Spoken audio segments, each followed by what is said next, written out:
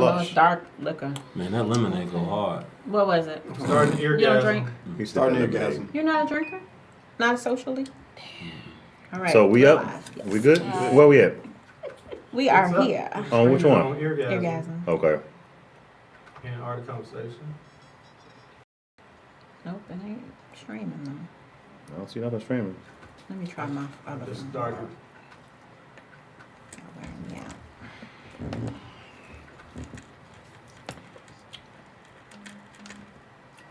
There it is. Eargasm Okay, now I go Radio there, go Network right there. is live. We are back, and thank you guys for being patient with us. We were having some technical difficulties as usual. It's the norm. So we before we left, we were talking about G with this Eleanor Beautiful syndrome. she is. She is very beautiful. Let's talk about Oh it. my Very God, she beautiful. is So beautiful. tell us about Eleanor. Well, let us tell you about. Okay, tell us Eleanor. about Eleanor. She is a 1967 67. Mustang. GT 500. Yes. Her first showing was actually back in the day with Steve McQueen. Yes, it was. You know, she was green, She was green. in She was Bullet. green. So everybody, but then they brought her back. They upgraded her, they put some new lights, gave her a new butt, they did everything. They put new They gave leather her a in new her. butt. They gave Yes, her new they did. suspension. I need one of them. And she came out and when it, it's kind of like when somebody's walking down the street and you say, oh my goodness. Yes. She And when the attracts car attention. came out on the film, when they just rolled it out, it Right. was like, In the movie Gone in 60 Seconds. gone to 60 cents, it was like, oh my goodness. Yes. Now- Where have you been all my life? We were talking about a car this whole So- time. Yes, we've been So talking for about any a man- car. For any man that's a true car guy, any man that's We a true don't think car they guy, got to be a car guy. I think they do. I think think so? I bet you she He- pull he- up right now, he'd run outside with her. No. I run outside first. I'm okay. We all be We all trying to be get out. trying to- We'll let y'all Alright, do the so rest of the funny. show by yourself. Okay, so basically Eleanor gets all this attention because she's a old muscle car. Yes. And of course men like cars like they like women, and so that's Exactly. what that is. And I wanna so, speak on that boom, But boom. she's more reliable. I want to speak She's on more that. reliable than a I was gonna woman. say- No, I want to say that. Gee, you're gonna be on here for a whole But I nother wanna- show. Keep on. I want to speak She on is that more for a moment. reliable. For a moment. Because I go What she outside. said. Because I'm what? sorry. Because you go outside and what? I can go outside and start her up and she won't complain. Okay, come on. All right, I Billy B. just want to say this. He in trouble. Oh, did you ever say your highs and lows? He did. He did. So, if you notice, I most did. men, there's a love affair between the beautiful woman and a beautiful car. If you notice, just look at your ads. You always see a beautiful woman and a beautiful car. You say look at her ass. Ads. Just look at TV. The ad. Got Right. It's something about, and I remember Enzo Ferrari, who was the creator of Ferrari, used to say that when he made Ferrari cars, he compared them to the beauty of an Italian woman. Okay. And you look at the curves of certain cars, like a Corvette. You look, it's like looking at Serena Williams. Serena Williams, huh? I'm sorry. That's Okay, we're gonna reel this whole conversation Right. Come on, come on, All right, come on, baby. It's like, Yes. you can rub Eleanor down and all that, but what She hole can't- you gonna stick her in? Well, no, the reason why, the What thing you is, gonna do? What? What you gonna do with it? it's The gas something tank. about being The gas tank. sitting in the Oh, seat. isn't it? It's something like sitting in the seat and driving it. I mean, it's an experience. Like some people like motorcycles. Some women like shoes. You know how you get that great pair of shoes that make you feel. I don't know how shoes really make y'all feel, but Yeah. They make me Or feel- purses. Y'all or love purses. purses, I'ma shoot you. or glasses that you just Right. got, or Purses and perfume. right, See? Now That's I what gotta you- still wear That clothes. gets you excited. right. So it's something about this car is like a mystical like unicorn. It's like wow. Not a mystical unicorn. Yes, It is. I agree. Okay, at this I very agree. moment, I want to what thank is you the guys for Starbucks sharing. on our- Listen, at this moment, I would like to thank you for sharing. Okay. Rest in peace, Eleanor. Y'all know y'all feel that way about some stilettos. I hear women say, "Oh, if I had them stilettos, I have they'd make me-" retired them hoes. I know that's right. Okay, so look, so here, We lost so, another sponsor. So let's move on to this. We got 3 things that we're gonna talk about Lost enough. before we go into the poet's corner. I swear y'all too much today. So, question around the table: do you think it is a requirement for children to share with each other? For example, your kid you take your kid to the park. He has 3 toys in his hand, and 6 little kids run up to him and want to play with his toy. Clearly, he's overwhelmed, and he's like, no, when he clutches his toys to himself. He don't want to share his toys, and as a parent, you say, well, just say no. You know, you don't have to share your toys with the other kids. But the other parents are looking at you like, really? You're going to teach your kid not to share? How do you guys feel about that? Do you think it should be a requirement that your kids share their toys with other kids if they're in the park? Or Good quality. It's not a requirement, but I agree with DJ Buttons. It's a good quality because what it does is it teaches your child that it ain't all about you.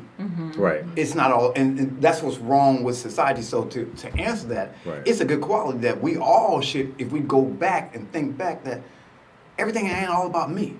Right. So if I can learn how to, at a young age, share, then I can get out of myself. And what we see with a lot of these children today is, it is all about me, and I'm entitled to it. So no, I don't think it's a requirement, but I think it should be because we have too many children today that's, you know what, It's selfish. it's selfish. It's It's all selfish. about me. But I think a lot of Yeah. adults are like that too. Yes, You know, we are. So We the are. kids So definitely that's what kind of I'm learn. because it's a if learned you're behavior. a selfish kid, then you'll become a selfish Selfish adult. adult. Right. Okay. And it's just like, for example, over in China, I think that they have a rule that only one child per household. And so as a result of that, it don't teach them how to learn how to have their balances, you know, how to share. There's a lot of, I guess, when you have a single child, the issues that they have with trying to communicate, get along, it's always me. And I think even now in our society now that we have allowed we're teaching our kids to be selfish. You know what I'm saying? We're teaching them, look, this is yours. Don't let nobody take it. I work hard for this. So Right. now it becomes I instead of we're teaching kids to be able to value things instead of other people. So basically, everybody agrees that you think that the kids should share. I think Oh, you should. I truly think you should share because it teaches conflict resolution. Exactly. And I believe in today's society, not just children, a lot of adults do not know how to handle conflict resolution. There's a difference between getting upset. You can still be upset and get the job done. Exactly. But sharing a toy is like, you know, like I come from a bit large family. So my mom gave us no choice. You know, sometimes when little brother ain't got no socks, and yeah, you just wash them socks. But guess what? Oh, you gonna share them socks, or there will be consequences. And it teaches you later on to do for others before you do for yourself. You know, and all religions or whoever, giving, sometimes we need to focus more on giving. We'll give Christmas, Thanksgiving, you know, but what about those other 350 some days when Right. people are You're not going giving. without? You know, yeah, that bum might go spend it on liquor, but guess what? You did your part. You did your part. Yeah. Okay. What about you, Mo? What you My think? opinion is that it allows us, when we can teach our children at home, that sometimes there are people who are less fortunate than us, but not only the less fortunate, but that it's okay to share experiences. Okay. You know, maybe this child, they may have plenty of toys at home, but maybe they've never experienced with this particular toy. So you might be able to teach them something. You might be able to learn something different with this particular toy, a different way of utilizing it or enjoying it. And just the experience of sharing with one another gives us a feeling of completion that we've, you know, not just served ourselves, but served somebody else. Okay. Now, me personally, I am always the rebel with the cause. I'm serious, and it's so funny. It just appears that I'm always this way when we have these type of discussions.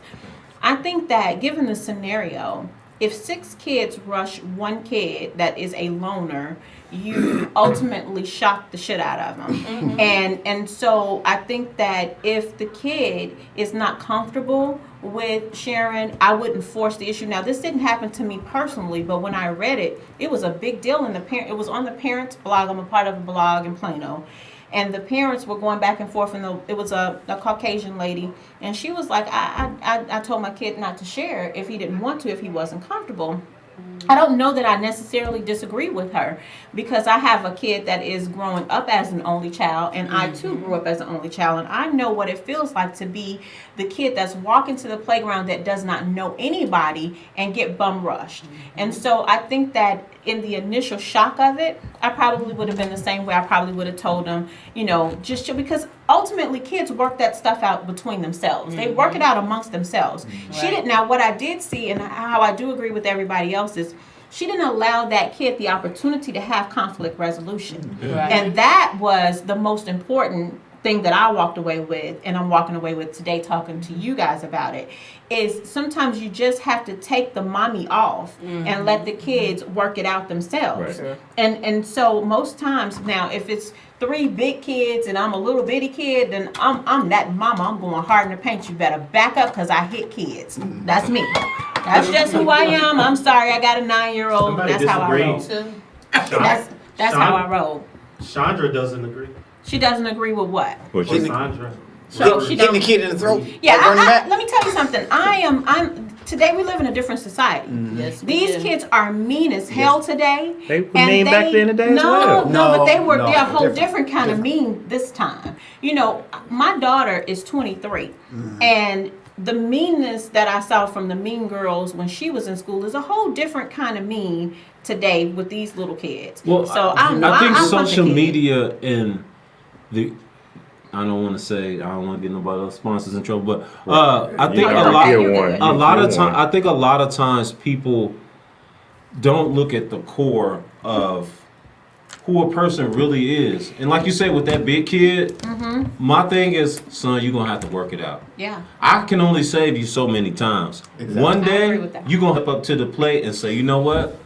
Y'all might take this ball, but somebody going to take something else with them. Right.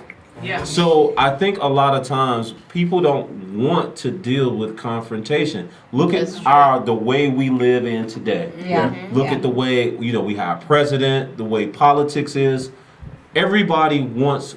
We're human beings, whether people like it or not. We still are. We can go back to that savagery, and people don't want to see that. But that is part of us, of who we are. Right. And a lot of times, conflict resolution, the best thing somebody ever told me was, look, your mouth is your mind and your mouth is your best weapon. A lot of the reasons why we have so many problems today is because of lack of de-escalation. I agree. Yeah. I agree with And that. that's the biggest problem. Yeah. Well, Sandra says, I disagree. You're teaching your child to come equipped. Sharing is good, but it's not a requirement. And why didn't the moms bring their children toys? We do more damage to our children than the world. I agree with that. Well, I think that it is Well, I about being disagree. The equipped. reason why I disagree It's with that about being because, equipped. but I understand, but everybody is. Be a team I'm player. sorry. I'm sorry, Okay. well, you got to take your In- earphone off so I you said can in hear. this day and age, you have to be a team player, not only in like this. I'm not talking about just with kids in general. I mean, it's equipping them later on for like their role in a job or service. You know. Yep.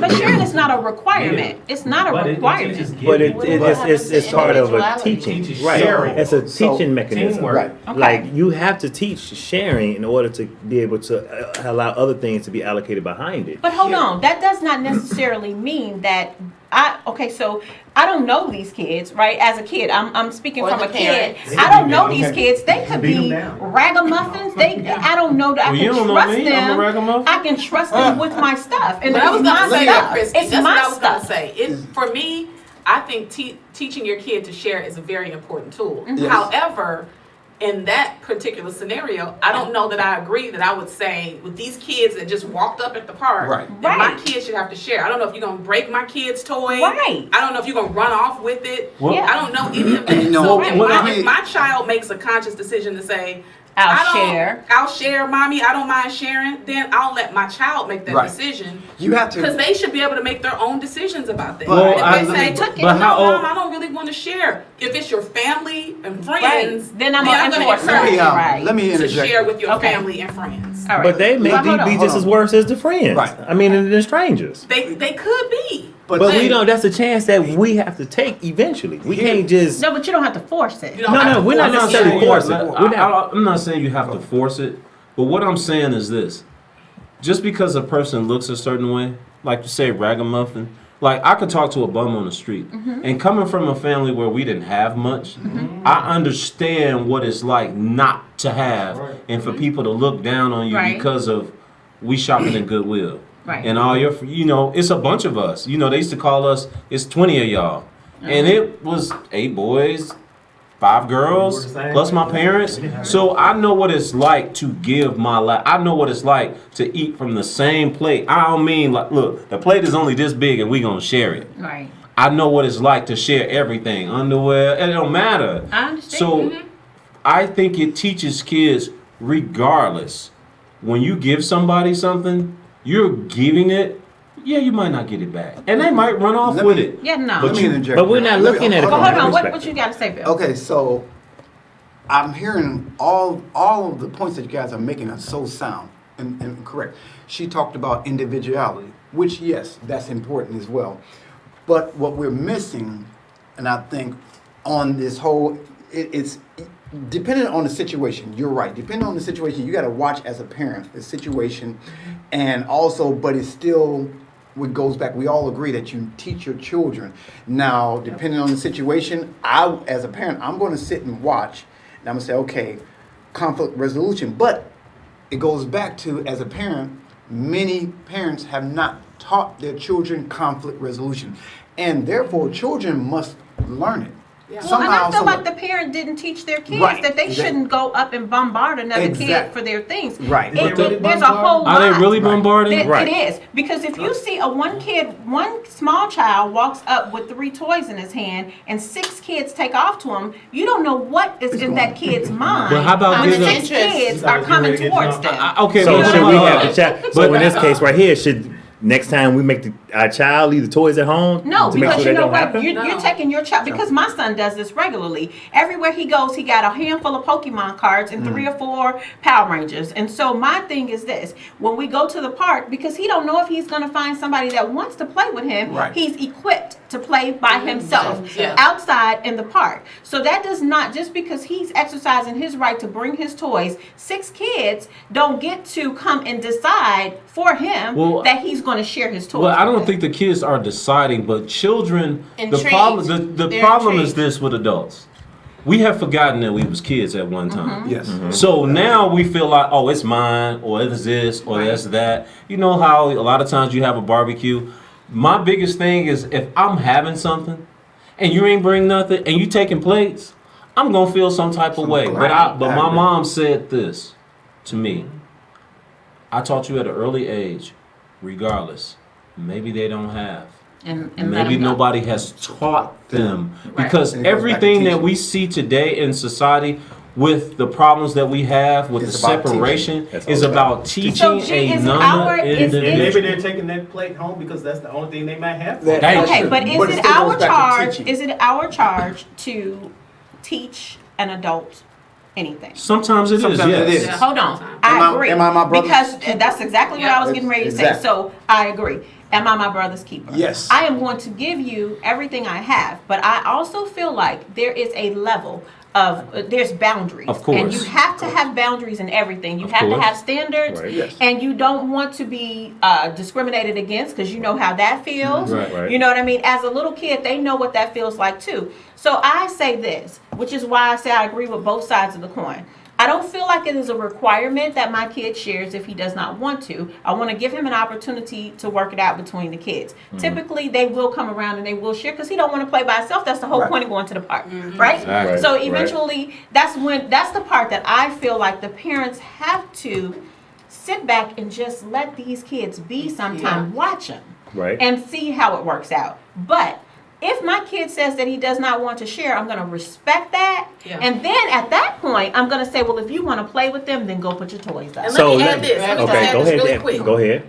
The other part to that is I'm one of those people where my intuition is like, so if my son were to tell me, I just don't really want to play with that kid. I don't feel comfortable with that kid. Mhm. I respect my son's decision to say that. Right. Because Right. he has a feeling about that and he might not feel comfortable with that. So I'm Right. going to respect my son's position on that. Yeah. We Okay. all have those inner Intuition. those Right. feelings about certain people. And I you agree. you can reserve the right to say, no, I don't really want to play with that kid. But he might want to play with that kid over there. And I'm going to allow him the opportunity to make that choice versus me forcing that on him. Well, I Right don't now, think it's well- you're forcing anything. For me, it's like, look, sometimes even at work, you're gonna be put in a situation where you're gonna have to work it out. You are going to have to work it out, and I don't care what you do, what you say. You got two choices: But- you either do the job or you leave. Right. Well, how And about that- if we just flip the role? Okay, but hold And on. say, for example, one of our kids go over to the kid that got toys. Right. He's denied. Right. Then what we happens? feel some type of Right, we way feel some about type of that. way. It goes- But it Like, goes man, you back- could have sit back and shared. watch. Because they Yeah. just. What he just said, let me interject. What he just said, sometimes you have to work out. So it goes back to teaching. We Yeah. have stopped teaching. So therefore, we have to teach. You have to use wisdom and say, okay, one, listen to your child. But also, two, lay down the basic foundation. I like what this brother said. His mother told him from a young age, okay, son, but there's going to be some times when I don't feel comfortable sharing with this person. Because intuition, okay, but still lay down that basic foundation. And then train, as the Bible says, train up a child the way they should go, they'll never depart. So if you train up your children Right. on basic fundamentals of sharing and using wisdom, then Come here. you know they will have something to fall back on. But if you don't, then you know you get what you get. You get a generation of self-centered, selfish people, Yeah. and that's Okay. what we don't. So Jay, what were you gonna say? And then I got one more for us before we go into the topic today. I like animal crackers. Okay, so normally we do the things that happen Ginger snaps. the things that happened in the week. So two things last week. A conversation came up, and it was actually a conversation that was derived from off of the Art of Conversation. The question was, have you ever wanted to take your sex back from someone? Hold on, wait, I got to log off because I got. Yes. We're going to pass up, G. That's why I ain't give it to you for real, no way. Hey, what's that? That girl right there. That girl right there. Hey, I Will's got my going principal on this. How do I log off? Wait. I need to log this off. Wait a minute. What is it? He said, It Mama, was I hope you ain't listen to this. Listen, so the conversation This was was back kind of when we was in like, grammar school, okay, right? so we were dating, and found out that you were really kind of shitty to me, and you really didn't treat me really great, and so as I'm talking to my girlfriends, I'm like, girl, that's one I wish I never. If I could take my shit back, I'd take it back. Give me my stuff back, snatch back, instead of snap back, snatch back. That's gotta be a woman thing. I think. I don't know, I don't because think no men. I don't I think no don't men. necessarily think don't we're feel going to like take it that? back. No, Just wish we never did it. No, right? Just wish you just never gave them. Oh, my goodness. No, well, you know No. what? I still I'll say have. as a My man, face we- still you cringe know what? up. So we might say, yeah, you know what? I agree. We'll say, yeah, I should have never slept with her. I shouldn't have. But it's done. It's I done. can't take it back. I can't go What back. about And then has learned to go back as if it was really bad. Oh, you want to check it? Oh, you have to You check can't it take twice. it back. You got So to why check it you I twice. check it twice. Like it was over the second Now, time. what you can say is, man, I wish I never would have slept with that female. But taking it I don't back, think I I can't would take it ever back. say that. No, Thank G. you. Come on, There was come on. no benefit, no true benefit in any of this. G, pass. have you ever felt like you just wish you never messed with that person? In high school. In grammar school. Hey man, look. Listen, Nah, yes look, or no? Get me fired. No, but I think. No? Wait, I haven't No gotten it what? out He yet. stuttered. This brother He said stuttered. no. Stuttering. I think what the That- I think the problem is this. Like you said, you can't take anything back. Your actions or your words, and a lot of times will get you in trouble, and you can't take that back because at that time you were in the throes of it all, And you were a willing participant. and you were a willing And it's participant. what you wanted at that It's time. what you wanted at that time. So for you to go Sometimes back, you just want to shoot yourself in the foot. well, I wouldn't say all that. And I ain't shoot I myself. promise but, you, I wish but- I could take mine back. But I think sometimes we get emotions change, people going in different directions, And a lot of times you have to accept. There's a warrior quote that said, "What's the difference between a master and a pupil?" The master has failed. There's only one difference. The master has failed more times than the pupil. Okay. And that's all I got to say. All right. Well, in that Are we talking about the same thing? In that case, that was a very educational. PC. My principal's watching answer, and I'm gonna allow him. I'm gonna let him make it. Hey, I'm that's gonna let him The make it. warrior, the pupil, and That's sex. Let him make it. better than. I was saying, hey, I'm trying to run for president. I'm gonna let him make it. You know what? Hold I'm on. trying to get my presidency. You running? I don't know about for president. You don't want this to come back to haunt you. The warrior and the principal. The only difference is the warrior failed more than the principal. This dude gave you some. At least he didn't say. Answer. At least he didn't say. All intellectual. You know, I like animal crackers like some people. I know, right? I say I like apple crackers. I forgot what I was talking about. That's why I say that. Crumble, crumble. Okay, so guys, so now let's go ahead because we've had technical difficulties. I have one more, but we'll save it for next week. And let's do the poet's corner. It's time to get our spoken word going in the building. Yeah. So today, our first speaker is going to be Ms. Kia McLean. Kia is the founder and CEO of Empower to Be. It's a nonprofit organization created to end the negative stereotypes associated with women relationships, creating networking opportunities, and empower women to pursue their purpose. Kia reigns from St. Louis, Missouri, raised in LA. So she has a lot of, she got a East Coast, West Coast thing going on over there. And Kia worked in the legal field as a legal assistant for 15 years. So Kia has a book, or two, I should say. She is a published author of My Words Healed My Soul, and it is a collection of healing poetic expressions. Who's this on the back of? Wait, who's that? Who's that on the That's back? Kia on the back of it, right? Oh, that's you? Oh, I thought we guess or something. I'm not. And then Kia also has The Depths of My Soul It's the Healed. hat. And it's with love and hat throwing me empowerment. off. Miss Kia McLean. Guys, That's come on, great. Kia. So, Kia, let me ask you this: what prompted you to write these books of poems? So actually, there's a little bit of a backstory to this. I started writing because I enrolled my son in a writing workshop. I wrote since I was a little kid, but I enrolled him in this writing workshop. Okay. And I watched my very shy, reserved son grow into this very confident young man. And I was very happy about that. And as a result of me joining this organization that he was involved in, I joined the board of this organization. And one of the things that happened as a result was to bring money in for the organization. They have Friday night open mic nights. Okay. And so I would go out to support as a board member and as a mom.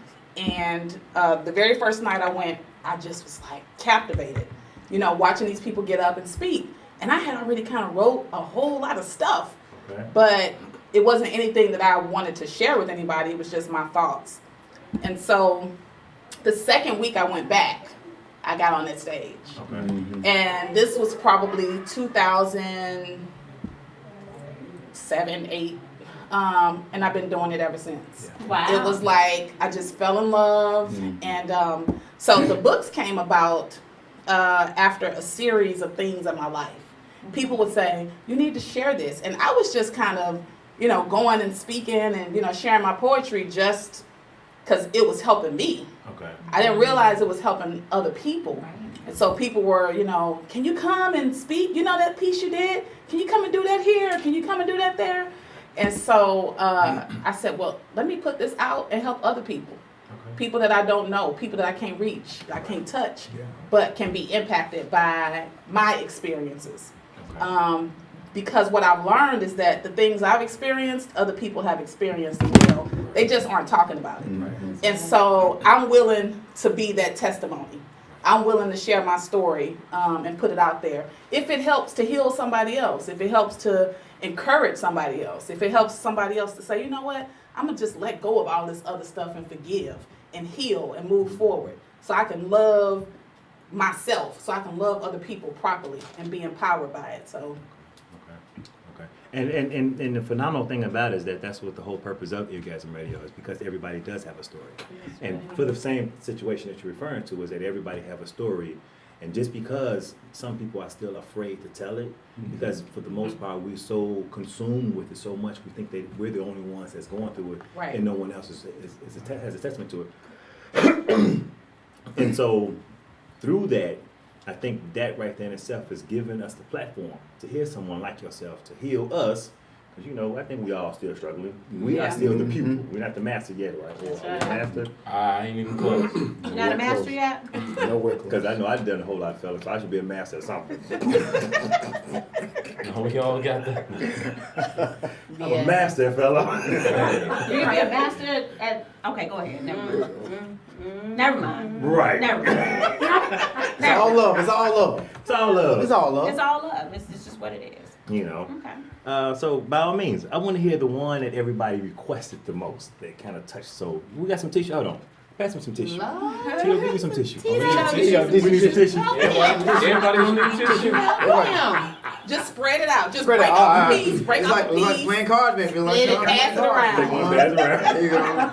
I'm not getting ready to do no crying, so you can pass me. Oh, you gonna be first one. She's gonna be the first one crying. I don't cry. Oh. Christy is a G. I don't Capital G. I don't cry. She a baby G. I'm a baby G. Just in case. Okay, baby G. Baby G. Just in case. She might be like, oh, it's getting hot in here. I gotta go over by the fan right quick. Tito, I gotta go to the bathroom. Let me tell y'all something. Rule Y'all of gonna get up thumb, off wear me. glasses. I know, right? Y'all gonna get up off me. I'm not a crybaby. I don't cry. So I'm going to share this one piece. It's called I Know Who You Are. It is one of my most popular pieces. One of the things, just a backstory about how I write, it would take me months to complete one piece. Okay. But people don't know that, because you really pour into that piece that you're writing. But it seemed like after I wrote this particular piece, other poems just started coming to me. Okay. It was because I was at a place in my life where it's almost like how you stick a pin in something and then all the air comes out. Yeah. And that's what happened. And so I chose not to just keep layering stuff on top of stuff Okay. and keep feeling like I got to hold all this in. Right. And so when I wrote this piece, it was almost like this opening, this awakening happened. Really? So it's called I Know Who You Are. I wrote it during a depressed time, but an awakened time. So is this in a time where you were seeking yourself, or? Yes. Okay. I was, to tell you just a little bit, I was about to go through my second divorce. And to be honest, I was feeling sorry for myself. I was feeling like I failed yet again. I was feeling like, now what? Now who's gonna want this broken person yet again? You know what I'm saying? And so, and then I also was like talking to my other girlfriends and other women, and I was like, we all feeling some kind of way. You know what I'm saying? And so I had to write this piece for us. Okay. And so it's called I Know Who You Are. I know who you are. I know who you are. You are the one who stands tall and erect. You are the one who they say seems so direct. The one that demands anything but the most respect. You are often challenged and misunderstood. Told that you have a lot of attitude. Your strength and resilience is of great magnitude. You can soar as high as the highest altitude. You are the bearer and lover of children, the mother, the sister, the cousin, and best girlfriend, the wife, the companion, the lady dynamite. You are courageous, outrageous, and sometimes spontaneous. You have a smile and a heart that lights up any room. In fact, you do so even when deep down inside nothing but pain resides. Pain resides and then subsides. Oh, the tides we ride, the emotional waves and currents try to take us under. But when you have slumber with the Most High, there is no torrential that will come down that hard. See, we hurt and we cry and we try not to succumb to the hurt and the pain. The challenges of life can sometimes be hard, but for most it takes a strong will and a mind combined. But for some it is more than a challenge and defeat can set in. The strength and resilience has slowly dissolved, and you feel as if there isn't much resolve. You've been told that this storm will soon pass, But the truth of the matter is you have truly crashed. And with all that you have, this should not be a surprise. So now you must rise. You must get the help you need and break those crazy stereotypes. Whatever you do, don't believe the hype. Mental disease and depression is real. We all need help at some point. And this does not take away that S on your chest. You are more than a conqueror. I know who you are. That's that piece. Oh, that's great. Very good, very Beautiful good. piece. Thank you. Thank you. Okay. I have a question. You needed. You are a tear. Yes. You are a tear. Now, you will- He is a tear. I have a question. Do you think, when you say you were in this state of mind, do you think writing poetry actually helped the situation? Yes. Writing It is saved For me. you? great. Do you think it saved the marriage? Oh Or is it- no. Because by that point the marriage was over. Yeah. Okay. Yeah. So the Do you marriage think- was already over. I did that for my sanity. That was for my sanity, and then I learned it helped so many other people. Yes. Yeah, how awesome is that? Because last week's topic was on divorce, and we touched bases on a lot of those things, and you know, you do feel like no matter how many, because I've been married multiple times, and I'm like, you know what, I'm done with this. I don't want to. Yeah. I failed at this miserably so clearly. This is not for me. But what I realized in my search was that it wasn't that it was me that failing. It was just that the compatibility. Right. Yes. You know, it's that whole thing that we talk about often with being compatible. You do feel like it takes a part of you away. Yeah. You It's know. also the accountability. Yeah. You know what I'm saying? Like I learned how to be accountable for my shit. Like Right, I can't right. blame him and this Right. person and that person. It was like I had to sit in my stuff. Right. And when you sit in your stuff, Mhm. you know, that's when you have to just look at Right, you. right. I didn't really want to focus my energy on the him part. Right. You I gotta chose to on focus the energy on me part because he's getting ready to be gone. you. Right. I don't care about him no more Right, like that. right. I need to focus on me. I need to do what I need to do for me so that I don't make decisions that will affect me like that going forward. Right. The him right now and what we had, like that shit is done. Right. So now I need to work on the Kia right now to resolve whatever issues so that I don't make the same choices I made in the past so that I won't be writing another poem About the same. about the same shit. It's I don't breaking wanna do those that. cycles. You gotta break Yes. the cycle. And so I agree with that. I think that that's pretty awesome. We're going to go around the table and we're going to do our pieces, but I want to go ahead and focus on our guests that are here in the building. And so now, as I introduce Miss Mo, I know her as Mo. She is Monique Porter, That's passionate. aka Passionate Pen. The passionate. She is a four-time Not the published passionate poet and spoken word performer. While obtaining her associate's degree of humanities at North Lake College in Irving, Texas, she excelled as an English tutor and mentor, as well as staff writer for the school's monthly newspaper publication and radio station, where she wrote articles, columns, and movie reviews. Mo loves to write poetry, short stories to the hardship she has experienced as a teen and young adult, such as forced abortions, being a survivor of domestic violence and substance abuse, giving a child up for adoption, and overcoming a kidney disease. I want to let Mo go ahead and tell a little bit about herself. I can read to you guys all day how phenomenal of a person she is, but I would like to hear from her words.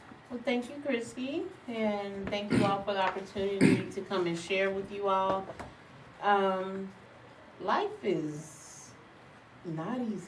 It's not. We all get dealt our, separate trials and tribulations and challenges, and I learned at a time when I was going through a very turbulent relationship that there was a writer in me. There was a person that had something to say and something to express, and had, as a youth and a young adult up until that point, had always been able to, been very confident, and because of the lack of relationship and connectivity with my father, I learned, or I started to engage in unhealthy relationships, and didn't really notice those relationships coming into them. But as I was introduced into these unhealthy relationships, learned that people will try to destroy you. Mhm. They will try to tap into that area of sensitivity and that area of caring and concern, and they will totally do a 360 on you. Oh, they do. And that's kind of what happened to me. I went from being a very self-confident and expressive teen into my early 20s, and then I met a gentleman, or I don't know if gentleman is the correct word for him, but a person, because I don't want to bash my baby daddy. I met a person that tore me down, and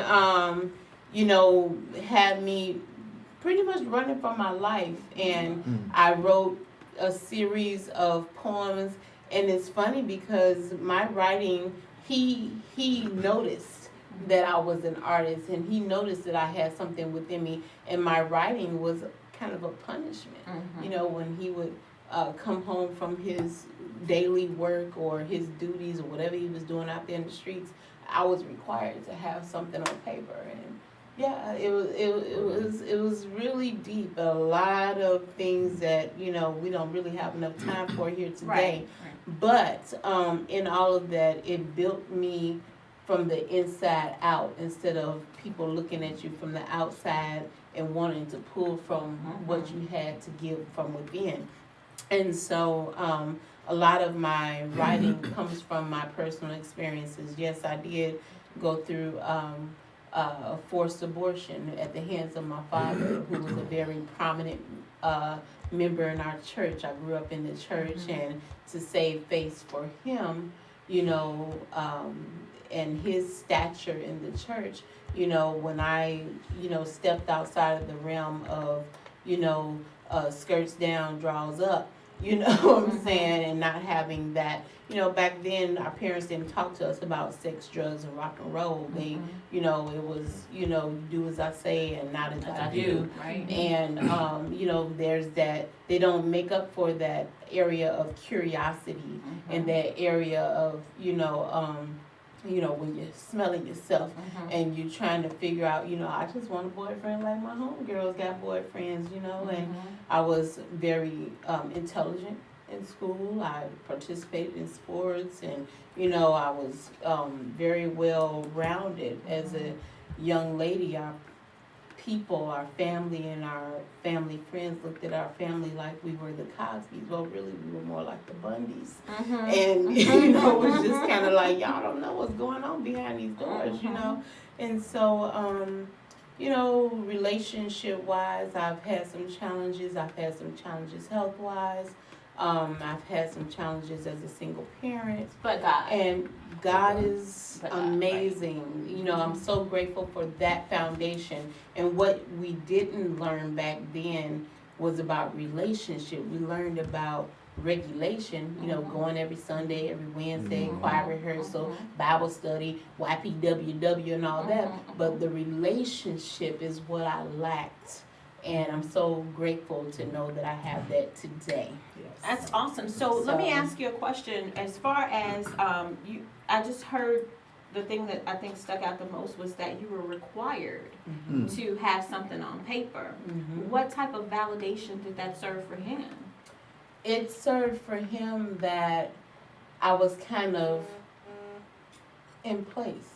Doing what you were told to do. Mentally, and because mentally I had to be on cue, that meant physically I was going to be right where he needed me to be, because mentally my mind was going like, I'm not trying to get a beat down today. You know what I'm saying? For the sake of not having, what's required of me.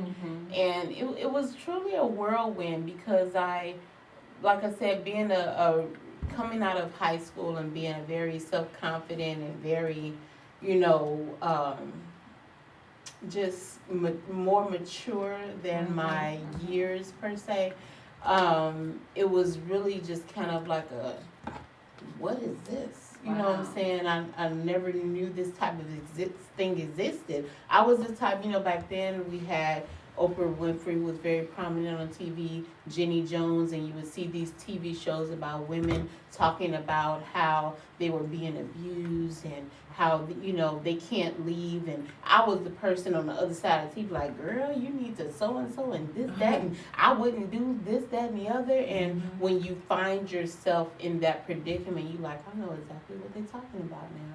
Now, how about this? This is really kind of surreal for me because I was having this conversation as I was driving into the station, and we were talking about domestic abuse, and I had no idea.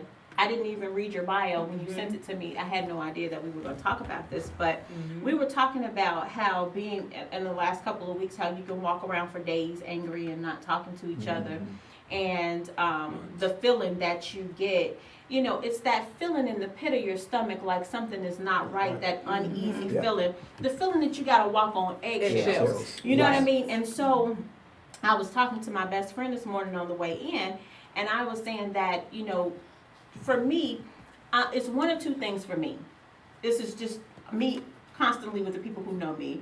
If something don't sit well with me with a man, first thing I say is what? I think they're gay. That's what I say. Oh my God, I think they're gay. The other thing is, I thought that too. yeah, and then the other thing is, this is just me. It's common Christy lingo. You know, this is it not? It's typical conversation for me. If a man take too many selfies, then he a little suspect. You know, that's me. That's me all day. The other thing is, you know, I don't think so. the other thing though, which is really funny, is that you never know. You give me a touch of crazy and I'm out. And so for me, a lot of people don't last in my life if they give me a touch of crazy. You give me too much crazy, I'm out. So, you know, I'm listening to what you're saying, and this was what was required of you. You had to have something done, and it was the domestic violence situation. If I get any feeling, an inkling of being held captive in my mind, verbally or physically, my daughter's father, he 2x4 the windows and padlocked the doors. What? He was suffering from PTSD. Oh, okay. That's he had that, you know, and it was major for me because I was young. I was a young girl, and so let me tell you, you give me crazy today, nigga, I'm out. Yeah. Quick, I'm gone. I'm gone. You give me any I don't want to feel that pit of my stomach feeling, and I'm not gonna walk on eggshells. I need to be able to deal with you on a compatibility level that says, babe, what's wrong with you? What the hell is wrong with you today? Let's try to talk this through and make this right, and then move on. I couldn't be held, and so I am you saying, if I see, I'm you doing. If I see crazy, I'm out. But if you are required to do something because you are fearful of getting a beat down, how long did you stay there? Well, here's the deal. Crazy don't always introduce itself right away. It don't do it. As my pastor would say, you always get introduced to their representative, and then, you know, by that time you're already drawn into a degree. The situation that I was coming out of, my sister and I, who had been living together in our own apartment, my sister was getting ready to go to the military. And so I had been in a situation where I'm like, you know, kind of uncertain, like, okay, I'm working 2 jobs, but, you know, we had to leave our apartment at the time the lease was coming up due. And I worked at a grocery store, and always very social and very, you know, communicable with my clients and my customers that would come in, and he fixated on me at my job. You know, he would always come through my line. He would always have something to say. And you know, crazy don't always look crazy. It don't always look crazy. Crazy don't always look crazy. Sometimes it's fine he as looked hell, very but it be kind nuts of as wore hell. glasses. All the fine ones are crazy. You know, You think what I'm all the saying? fine women He crazy? had the intellectual look. He wore glasses. He was tall and he was well spoken, and you know, and he learned, you know, by our communication what was going on in my situation. And you can come on over and you know, chill with me, and you know, I got a basement apartment, blah blah blah blah blah. And so I took into that. You know what I'm saying? I wasn't afraid per se to say, okay, I'll take a chance. You know what I'm saying? Right. And once I got into the environment, and his home was a family home, so there were levels of his family members living there, and we were living in the basement. And Do you he ever got wonder me- why nobody told you he was crazy? Boom. Every day. I used to wonder why Every nobody freaking put day. me on alert. And they knew he was crazy. Maybe. They knew. No, go ahead, say it. They knew. Say it. Do you think they just they want to protect their own? No, I think for me, and I truly think that you see it, you just don't want to see it. You don't want to see it. Yeah. That, and you know what? Let me say this, and we're gonna hear your piece that really gives you the behind that. You can see it, you can recognize it, and you put the blinders on. But I think that because of the way our society is today, with the random things that happens, you don't really have room for that anymore. I So think that today, you when do you see see it, crazy, I you think need you to see go. it with open eyes. I think everybody wants to give an excuse. I agree. You know, like with kids want to say, well, it wasn't my fault, or it wasn't my fault that we robbed this liquor, or we did this. I think a lot of times people don't take responsibility and say, you know what, when I really look back on it, I was tripping too.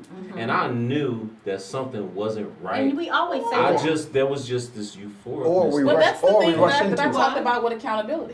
Yeah. Right. It's the very thing that I Yes. talked about when I Like you said earlier. when I said I saw certain things. Mm-hmm. I should have never even did that. You know what Right. I'm saying? And Well- so I couldn't be pissed off at him You had for to do you. something Well, you know that what? I made a conscious decision to do. It could Well, be too that you're sometimes- vulnerable at that time, and he played. Vulnerable? Yeah. And a lot of times, when a person, let's say, you know, you get in a relationship, and it's almost like a rush relationship. Yes. And okay, Exactly. and a lot of times we rush into Yeah. things because we could be vulnerable. There are things and that that play person into it. plays on that, Yes. and you don't think I about it. agree with Not that. I only agree. that, I totally agree. 100%. There are things that play he into saw it. my There you go. independence, Right. and Yes. he chipped away Right. at it. Yeah. So he chipped away at it. But he did it with there was charm. He did it with charm. But do you There you go. think- There do was you a think- vulnerability in Yeah. my regard, but there was also just the aura of I was 22 years old. And that's Yeah. young. You Yes, know yeah. what I'm saying? Yeah. You're 22 years Yeah. old. Yeah. You know what I'm saying? So it's I know I'm going from my parents' house and I'm being accountable and responsible and taking care of my own ish. You know what I'm saying? But at the same time, I'm in a predicament where I'm leaving the security, Yes. the net Yes. that I had with my Yes. sister, and so I'm not trying to go back home.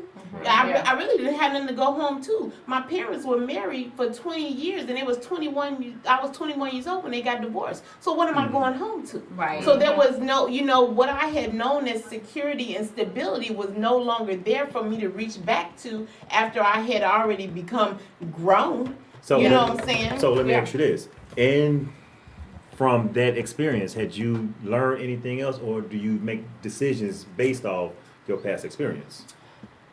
I have learned so much, and I will go ahead and say that it wasn't the only abusive relationship that I went through. Both of my children, I have 2 living children, are both products of abusive relationships.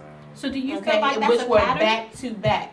Not Was it a anymore. pattern? Was it a pattern? It was I mean, it not was a- just marriage, but boyfriends included. Was it a pattern? it was a pattern in a sense of when you find yourself in a situation where you're struggling or you don't feel stable or it's a convenience to do or have to bring together 2 households or 2 incomes or 2 a way of living, then you find yourself compromising what your know better is and saying, okay, for right now, this is gonna have to suffice have to make it until work. I can get to the next level or I can do better for myself. And then you find yourself saying, self, this ain't what I expected. This is not what was supposed to be. It's a blessing that you're able to share this with us. At the same time, I listen to what you're saying, and I guess this kind of hits a little close to home for me, a little bit more than I thought, actually, because at 17 years old, when you leave the nest, Yes. I'm one of 4 girls, and I never went back home ever. That's right. And it's like when you're out, there's no going back. Yes. So then you find yourself being in compromising situations. Yes. And so it could have easily been me. It could have easily been me. It could have been you. It could have been you. You know, on a different level. And so I look at this and I say, you know, to be here, able to have a testimony, because that is exactly what it is. To be able to break the cycle. Yes. To be able to use what was a requirement of you and become great. Yeah. How about that? You Yeah. know what I mean? It's like a in your face type thing. You did this for my bad, but God turned it around That's for my right. good. That's right. You know what I mean? And so I think that that's pretty awesome. Well, I've in broken the itself. cycle in the sense too that I've learned during my own experiences that there is a history in my family of women who have just settled, and my mother included. You know what I'm saying? Even though I grew up with both my parents in the household until I decided to leave the household, which was at the age of 17. Right after I graduated from high school, I graduated early on purpose, like I'm out. Right. You know what I'm saying? I learned that there was turbulence in my parents' relationship, but it was very well hidden. Right. You know, it was very, you know, they made sure that we, as me being the eldest of 3 siblings, that we, you know, didn't see what was going on behind their closed door. And so, but I've learned that my mother has gone through not only physical but also emotional and verbal abuse. Yeah. You know, her sisters is something that has been kind of ingrained in our, you know, in our DNA, so to speak, or in our, you know, genealogy. Yeah. That women have just, even with my grandmother, she got married at 14 years old. Right. Yes. Right. Because You that's know what still I'm that saying? man is like a dad. Exactly. So, yeah, there's. Hit us with a So, peace, Mo. I well, will so hit you. before you say that, just out of curiosity, and I think this definitely should be a topic for a later time, but do you think in future relationships with our kids, should we also protect them from the relationships that we have, or should we Absolutely. expose them so therefore they can get a life experience and understand and realize? Because apparently there's a lot of situations like yourself where now that you're grown, I'm quite sure that you don't hold any judgment towards your dad because he's still your dad, but seeing Right. that he's the unjust that he may have done to your mom. So for example, myself, my brother's dad was always abusive to my mom. And what's crazy about it is that he beat on her so much as a child. I felt like I was supposed to be responsible to do something, you know, being the male child. And Right. even to this day, in my 40s, I still can't ask him, why were you so abusive Right. to my mom? You know, I talk to him here and there. Why were you so They have abusive? selective memory. They do, You know. don't they? That It's so kills crazy. me. So, do you think that we should, in that sense, keep our kids in the know? Because we're talking about sharing toys, which is part of a life lesson I of had growing to up. keep my daughter in the know. I've raised my Mine too. daughter. I've actually, my daughter is getting ready to be 21 this year. My son, my kids, just so you know I guess the quickness of how everything transferred in my life. My daughter is 20, should be 21 this year. My son is 19. My children are only 11 months apart. So I walked out of one abusive relationship right into another one. Okay, and so my daughter is the only child that's ever actually lived with me. I gave my son up for adoption at birth. I was able to choose his parents. I was also able to continue a relationship with him as the time he's grown up. So my son has always known who I am. And because my daughter, you know, girls are, in my opinion, so much more delicate than our young men. And because she grew up in the home with me, I got married to my husband while my daughter was 7 years old. Okay. So she grew up for a time period without her father. But at the time when I got married, of course, for her it became, well, I know this man ain't my daddy. So the man who is my father, I want to know of him. Yes, he's still alive. I had to be truthful with my daughter. Your father was an abuser. I had to give her that truth, if nothing else. But I never dogged him out. I never, you know, I didn't keep in constant communication with him. You know, I did, however, allow her to have a relationship with his family. Okay. So there were summers when she would go back home to spend, you know, a couple of weeks or so with his family and get to know him through them, because he was one who was in and out of jail. My daughter met her biological father for the first time while he was in jail. Wow. Because she wanted to. It wasn't something that I wanted for her, but I was not able to deny her meeting him because she knew of him. He was not something that was on the hush hush Right. or silent. So Right. she knows my experience with him. Right. You know what I'm saying? And she knows that in all of that, I was kind-hearted. I wasn't harsh. I wasn't a person that warranted the type of treatment that I received. And so I showed her that same love that I tried to show him, but he wasn't receptive of it. It's nothing I could do about that. But I have a responsibility to my child to protect her from that same potential danger. And because I felt endangered for my life, there was no way I was going to raise her with him. Right. And it was his choice to deny her when he learned that I was pregnant with her, because I left him before she was born. I was like, okay, there's a child involved here. You know what I'm saying? I can't continue to go down this path with you, and our relationship is unhealthy. So when she was born and he learned of her being born, and he came to see about who she was, and he told me, well, if I can't have nothing to do with you, I don't want nothing to do with her. That was his choice. Right. I agree with that. That was his choice. You But had to do right. I, You had to, right? I'm sorry, I can't do you. We can't do us anymore. So, and she deserves to have a healthy lifestyle. She deserves to have, you know, unconditional love, which you're not able to provide. Right. You know, and so as a single mother, I did that for 7 years. And she's now grown up into a home that has unconditional love from a mother and a father figure. You know what I'm saying? And so she can appreciate that, but still know of who he is and be okay with that he is who he is. And it's about creating that healthy balance. You know, it was unhealthy for you. It doesn't That's necessarily right. mean that the cycle has to continue with your daughter. That's right. You did the best thing that you could ever do, which was leave at a time where she was at an age That's right. where she didn't have to feel like she had to be like mom. That's Right. right. You know what I mean? And now In she's the at that womb. age, right? That's And right. so now she sees you in a different light. Oh, my mom, she's this pillar of strength. That's But she right. also got to see you in weakness too. That's You right. know, so kids see these things, they recognize, they understand.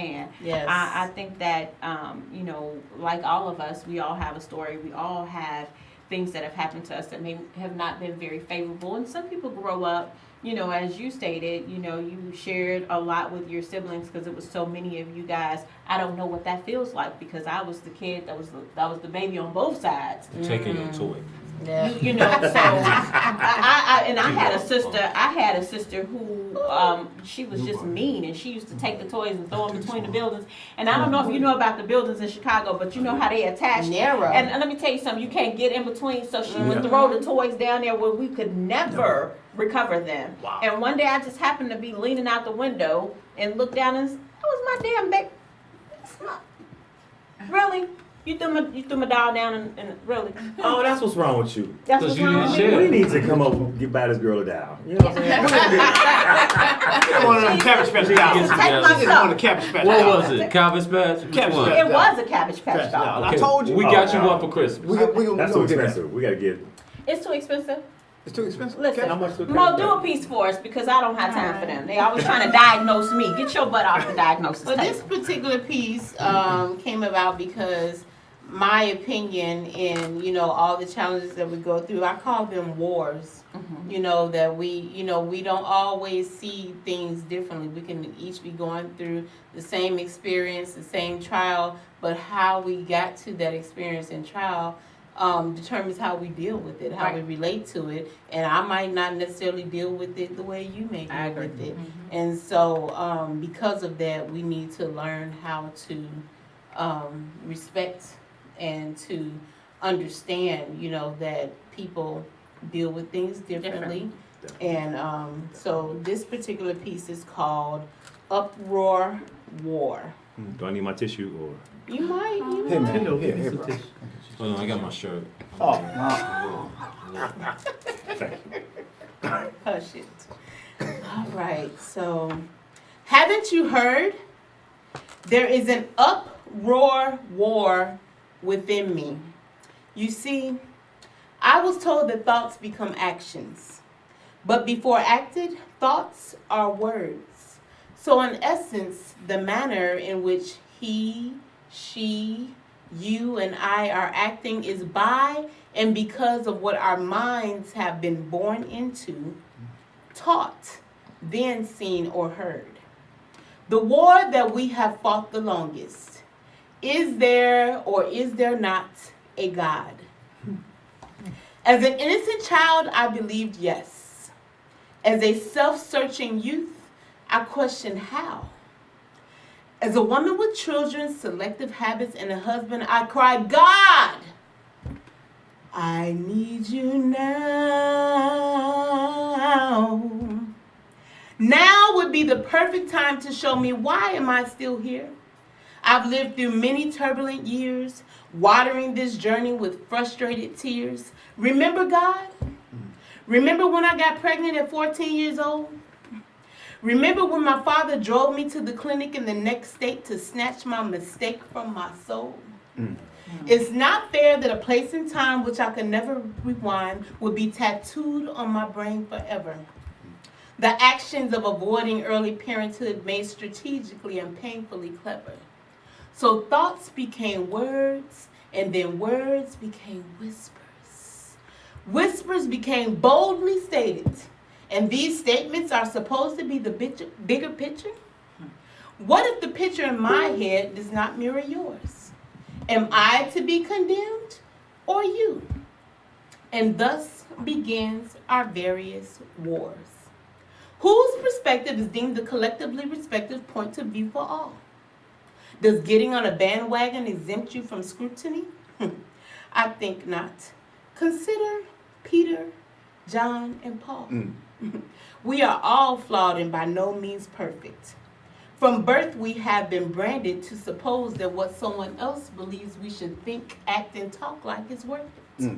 Worthy of thoughtful consideration. While searching for and being true to oneself has become the ultimate condemnation. Who are you? You solicit the face in the reflective glass on the wall. Who stares back and utters no words at all. So if the words we think truly define who we are and what we are about, how do we determine when to keep silence and when to think out? Loudly chattering is the battle within our minds. Religion, politics, and human nature will cultivate or diminish the wars to which we bind. In this uproar war called life, we must consider one another's miseries and strife. In our casual meetings, you don't know my pain and struggles, and I don't know yours. So let's demonstrate respect and compassion to our common storms. Yes. Love it, I love it, I love it. That, Wow. that is So- absolutely awesome. on that piece, when, of course, you were looking at that. Oh, this brother right here. Here, No, your book. Go ahead, I'm sorry. Go So, ahead. question on that war. You see it as well, not just a spiritual, but a physical and mental as Yes, well. absolutely, I got it. absolutely. Okay. Yes, we're, as I said, politics, religion, all of that comes into play when we're dealing with our daily communications with one another, our casual meetings, with one another. We don't immediately know what somebody's background is or what somebody's experience is, so you have to tread lightly and have an open mind and not be judgmental because people don't get to choose. What their lineage is and where they're coming from, you know what I'm saying? And, I've stated this before, a lot of people judge by, where you come from. But I think the biggest issue we have is who we come from. You know what I'm saying? You don't know, unless you know your, and that's why it's so important to know your genealogy and your history and, your family background. I just learned, that, because I recently got out of the hospital, went into the hospital unknowingly and learned that my family has in my DNA, there's a disease called hemoglobin blood C disease. Now, I already have sickle cell trait, and the two of these things together don't fare well. And I found myself in the hospital because I was, 1 week I was going to the gym 3-4 times a week, and the following week I could barely catch my breath. I would leave the parking lot from my job, and by the time I get to the time clock inside, which was maybe 200 or 300 paces, I couldn't breathe. Wow. And my heartbeat was so rapid that I could see my time badge jumping off my chest. 200 or 300 paces. And immediately you think, oh, it's my heart, is something going on. And I learned by checking myself into the hospital that I had these two issues that together, basically, I don't absorb enough iron in my system, and the iron that I do absorb doesn't have enough oxygen, which causes me to lose blood. I'm supposed to have 12 to 15 pints of blood in my body at any given time. I walked into the hospital with 4 pints of blood. Oh, wow. I walked in. I drove myself to the hospital with 4 pints of blood. So again, knowing is everything. And because you don't immediately know when you meet people or you engage with people, then you don't have the right to sit in the seat of judgment. Right. You just don't have that right, Agree. And people don't have to look like what they're going through. I Right. agree. That's true. You know what I'm saying? I don't look like I walked in the hospital with 4 pints of blood. I don't look like I just spent 5 days in the hospital and got a 5-pint blood infusion and 3 iron infusions. Wow. I don't look like that. But people want you to look like your mess. They don't do. They do. They do. They What is expect. that? It's an expectancy. You What know, is those that? Oh, you don't expectations. look sick. Okay. Doesn't take it away from you. So- Just for the sake of time, because of course we lost some time while we were down, and I don't know if everybody has schedules that they need to adhere to, but I want to push forward because I want everybody to get a chance to read a piece, and I also want to do that. Hold on, I want to do that. Hold on. Bill. Oh no, I know. Bill And I P. want. Oh no, I know. But I also want to make sure we get that last bit of segment in with our story that we're going to tell today. We're going to build a story. But now here I feel a little slighted because I am engaged with you on a regular basis, and the premise of our relationship was built on conversation. Always. Yes. We spent hours talking at a party. That means we didn't even get the party because we was running our mouth. Yeah. And so I feel some type of way that I did not know you were a published author. Yes. And so today, I need you to tell us a little bit about who you are, because clearly I missed that in the hours that we talked. Right, by all means, Billy B. Okay. So Billy B. who Williams. am I? Who are you, Who Will? are you? Will You know what? Willie. Is it Willie B? AKA Bill. Billy B. I am a man from the south side of Chicago. Proud of Hey that. now. Proud. Okay. Reason why that is important to me, because Chicago made a lot of me. It's a city of grit. It's a city, it's a city of hustling, whether illegitimate or legitimate. But I left Chicago in the 80s, went to the military, been married twice, made some mistakes. So we all make mistakes. So I'm a man that's on a journey, a constant journey of growth, a constant journey of not regurgitating my past. Because you know what? We have, that option to say, okay, you know what? Am I going to learn from my past failures, my relationships, or am I going to keep regurgitating? So I got into, let's talk about the writing part of me. I'm going to make it real quick and sweet.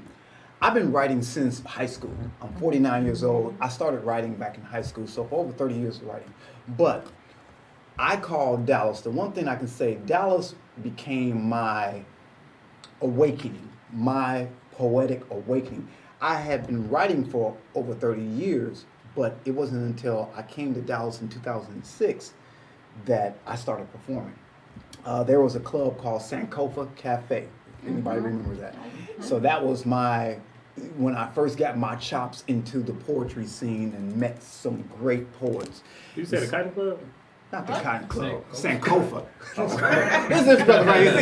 Michigan Avenue. This brother right here. This brother right. So You went way back. poetry. So what is poetry to me? Poetry is more than art. It's life, because what poetry is all about is it's the art of storytelling. What I view poetry is the art of storytelling, short storytelling, but with rhythm, with meter.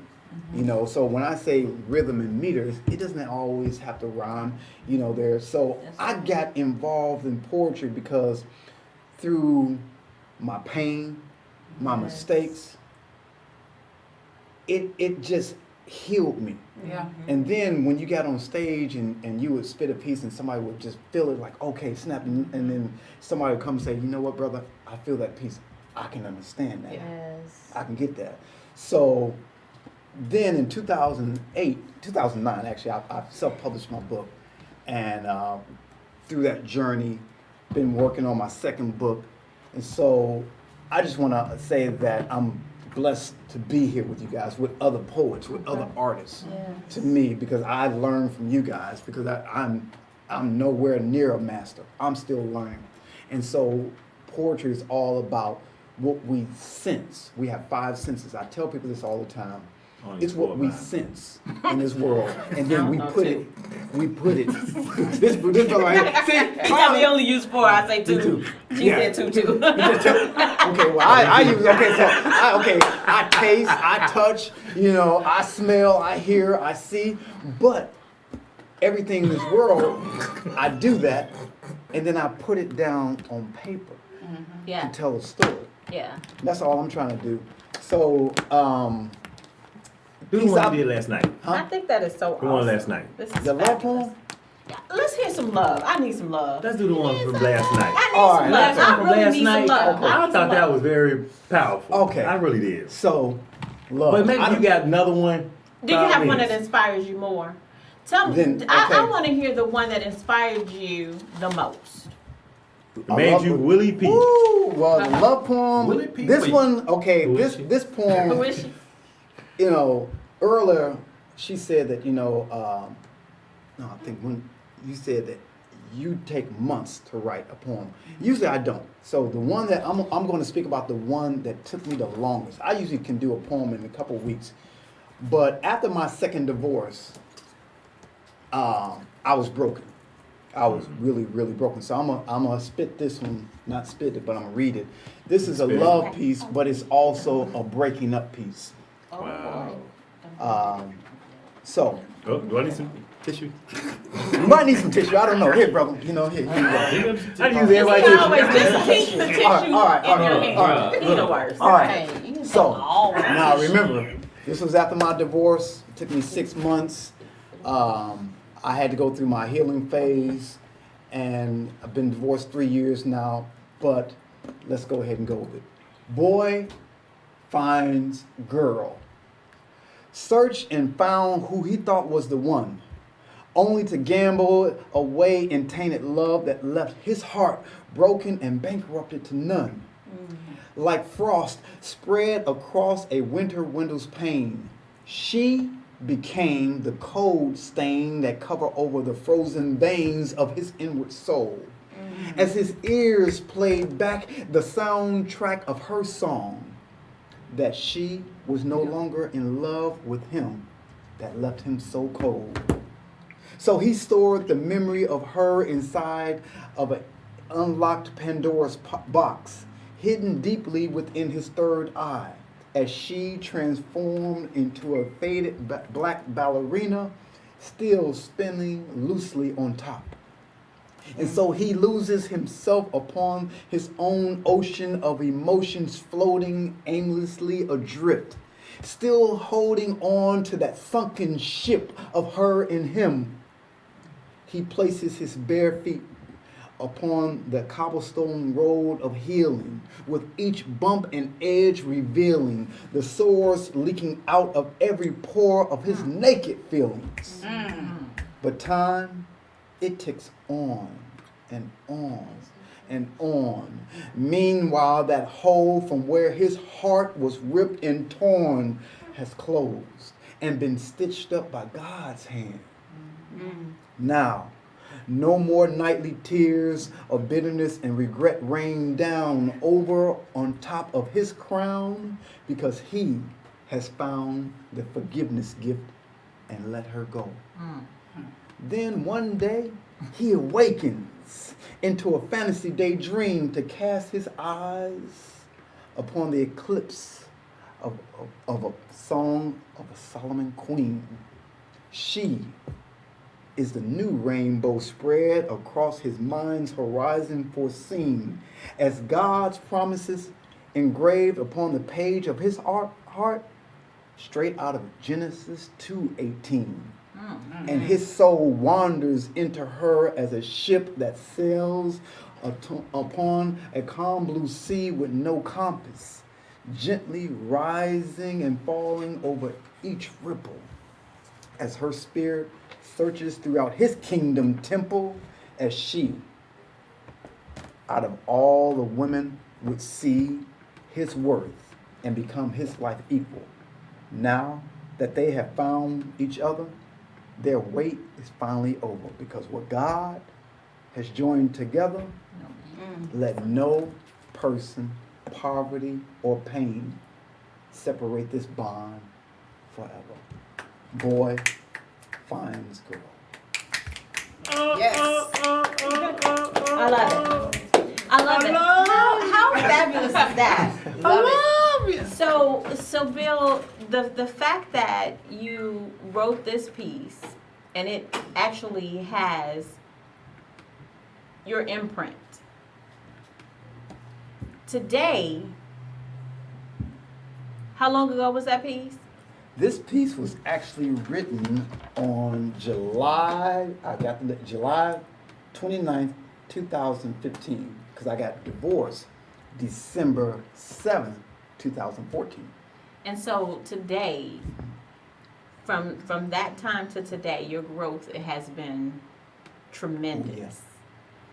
It has. I mean, it's an ever learning. Since when? 2015 to That's what today. see. Button, To today. keep putting the button. And so your growth has been tremendous because it has put you in a place where you were able to meet girl. Yes. I thought he said 2017. I'm like, man. I No, mean, 2015. we're talking about the divorce, moving towards the future, Yes. and ready to take on another major Yes. road Yes. in your life. And she is freaking phenomenal. She is. And it doesn't hurt that she's easy on the eyes. Oh yeah, she's beautiful. She's a beautiful woman she from? inside and out. I I don't know where she's from. She's from Portland, waking Oregon. up a few hours later. He said it literally. I know where you go. I know where Really? No, Really? Let me. I have a video of karaoke of me and him singing this song together. But I got a video. it took a process. So, and there are times when, one thing with my girl now, who I love, Denise. Shout out to you, baby. Shout out to you, Ma. She's flying. I She's call her flight sugar attendant. pie face. I Yeah, call her yeah. sugar pie Good face. points. But gotta get my Hey, point. sugar pie face. But Get your Get the points. point. Get your points. what I had to go through, and still took a long time, because when a lot of times people bring baggage into relationships from the old, and like my girl now, we had this discussion about regurgitating.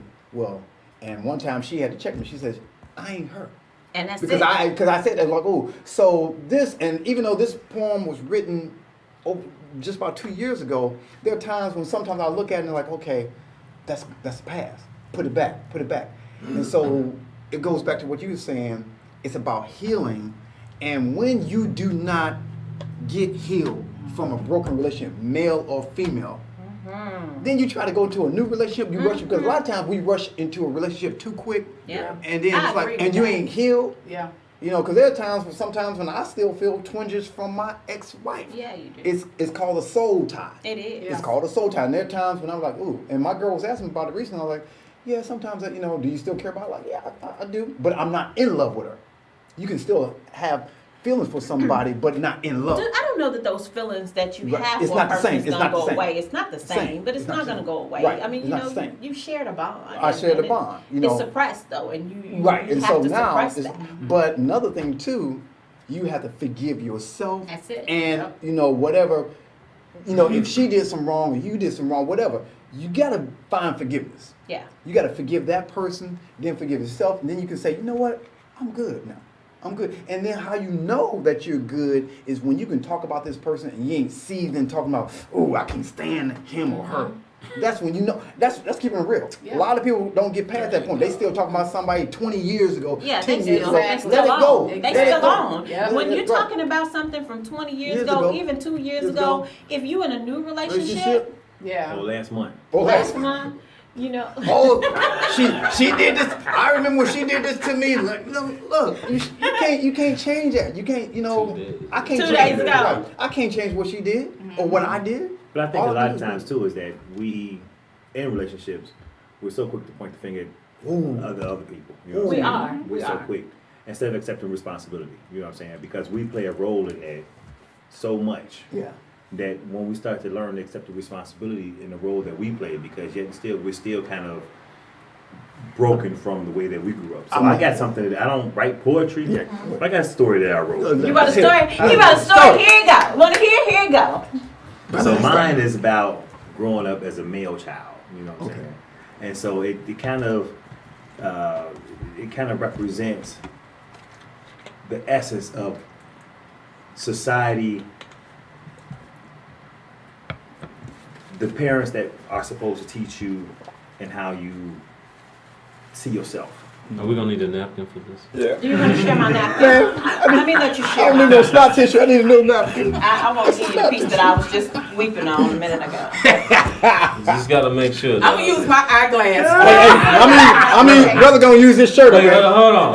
Cause look, he got cut a little short. Y'all cut him short. No, it's And good. y'all just gave him the floor. Been here all day, and you shorted No, that. I'm good. Go ahead. No, go ahead. You want me to zoom I out just so want to you say. won't see the TV? No, I just want to say. I just want to Zoom say. out. Make sure you Only zoom one out. thing. Go ahead. Only one thing. It talks about, and what Jay just said, when we point the finger, my mother, and I'm gonna make this real quick. My mother used to say something when she was alive. She said, son, when you point the finger at somebody else, look at how many fingers you got Point pointing back back at at- yourself. right. And I just want to leave it with that because Right. it goes back to if we're too busy pointing what she said or what she did or what he did, and we're not looking at ourselves, you got to take a mirror and look at yourself Exactly. because it takes two to tango. And that's all I got to say. I agree On you, with brother. that. Go ahead. Let's hear the story. Let's hear the story. Here you go. This is really quick, short. Is it short? It's very short because I'm looking Okay. at it. It's very short. All right, Well, actually, it is. No. No. Me too, Jiggy. Go ahead. Hold on, let me get comfortable. How come my desires have changed without me knowing? How come when men look into their hearts, they don't discover something valid and dangerous, but instead find anger, lust, and fear? The real life of an average man seems a universal way from the desires of his heart. There's no battle to fight unless it's traffic and meetings and hassles and bills. A man's heart is driven to the dark regions of his soul, denied the very thing he most deeply desired, and come out in darker places. Now, a man's struggle, his wounds and addictions are a bit more involved than that, but those are the core reasons. A play is about to begin, and I'm the main character. However, I have no idea what the story is about. I don't know my parts yet. I don't know my lines. I don't even know my cue. Only to rehearse the lies over and over about what the streets have taught me about being a man. The curtain's about to go up, and I'm not ready. This is every man's deepest fear, to be exposed, to be found out, to be discovered as an imposter. For us that were fatherless, the street taught us a side of manhood, and our mothers taught us the other side. Now, my mother, I love her dearly, but honestly, we know that mothers can't teach boys how to be men, especially when they have been badly suppressed by men themselves. So what do you actually think our mothers are teaching us subliminally, to love or to hate? You have to remember, hurt people hurt other people. Now, if I recall, the hardest thing in life is not the learning process, but it's the unlearning. And people wonder why we do what we do. So can you imagine what a combination of street knowledge and hurt mothers can do to a man child? Woo! So that kind of, takes me to the single parents raising their kids, and of course you, because we're close and how near and dear it is to me that you have a positive role model in your kid's life. Having, I was 35 having a baby, and felt like my life was over because I had no relationship with that man. Then on top of that, to find out that he was terminally ill and going to die. And I think that for me, and knowing Julian as close as we've been over the last couple of years, who better to tell a story than somebody who raised themselves? You know what I mean? And I think one time you said to me, these streets raised me. You raised yourself. You raised yourself, and you turned out okay. You're a little crazy, but your crazy is okay. Your crazy hasn't reached its expiration date yet. And so it's just to meet people and to not know the dynamics of where they come from and all of these things that builds us and makes us who we are today. We are a blessed people. Yes. If we could just get everybody else on because I'm the one that want to heal the world. I want world peace. I'm like the but you gotta cry first. Miss American. I'm not gonna do that. It's like the whole the panel. You just what do you want? What is the one thing that you desire? I desire world peace. I desire a world where everybody can we all just get along right here? And so this is a perfect piece. Kia wrote this piece. Kia wrote, this is from her book, My Words Heal My Soul, a collection of healing poetic expressions. This is Kia's poetic expression, but these are my words. I mean, these are for real, seriously, my words. You have reached your expiration date for me, and I am. The name of her piece is "To Whom It May Concern." To whom it may concern. That just says a lot right there. This serves as my resignation. There is no reason to give notice. No 2-week notice. No few days notice. You've been warned.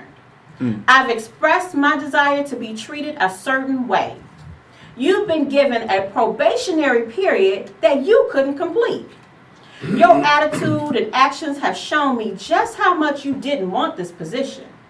It's clear to me that you didn't read or comprehend the job description.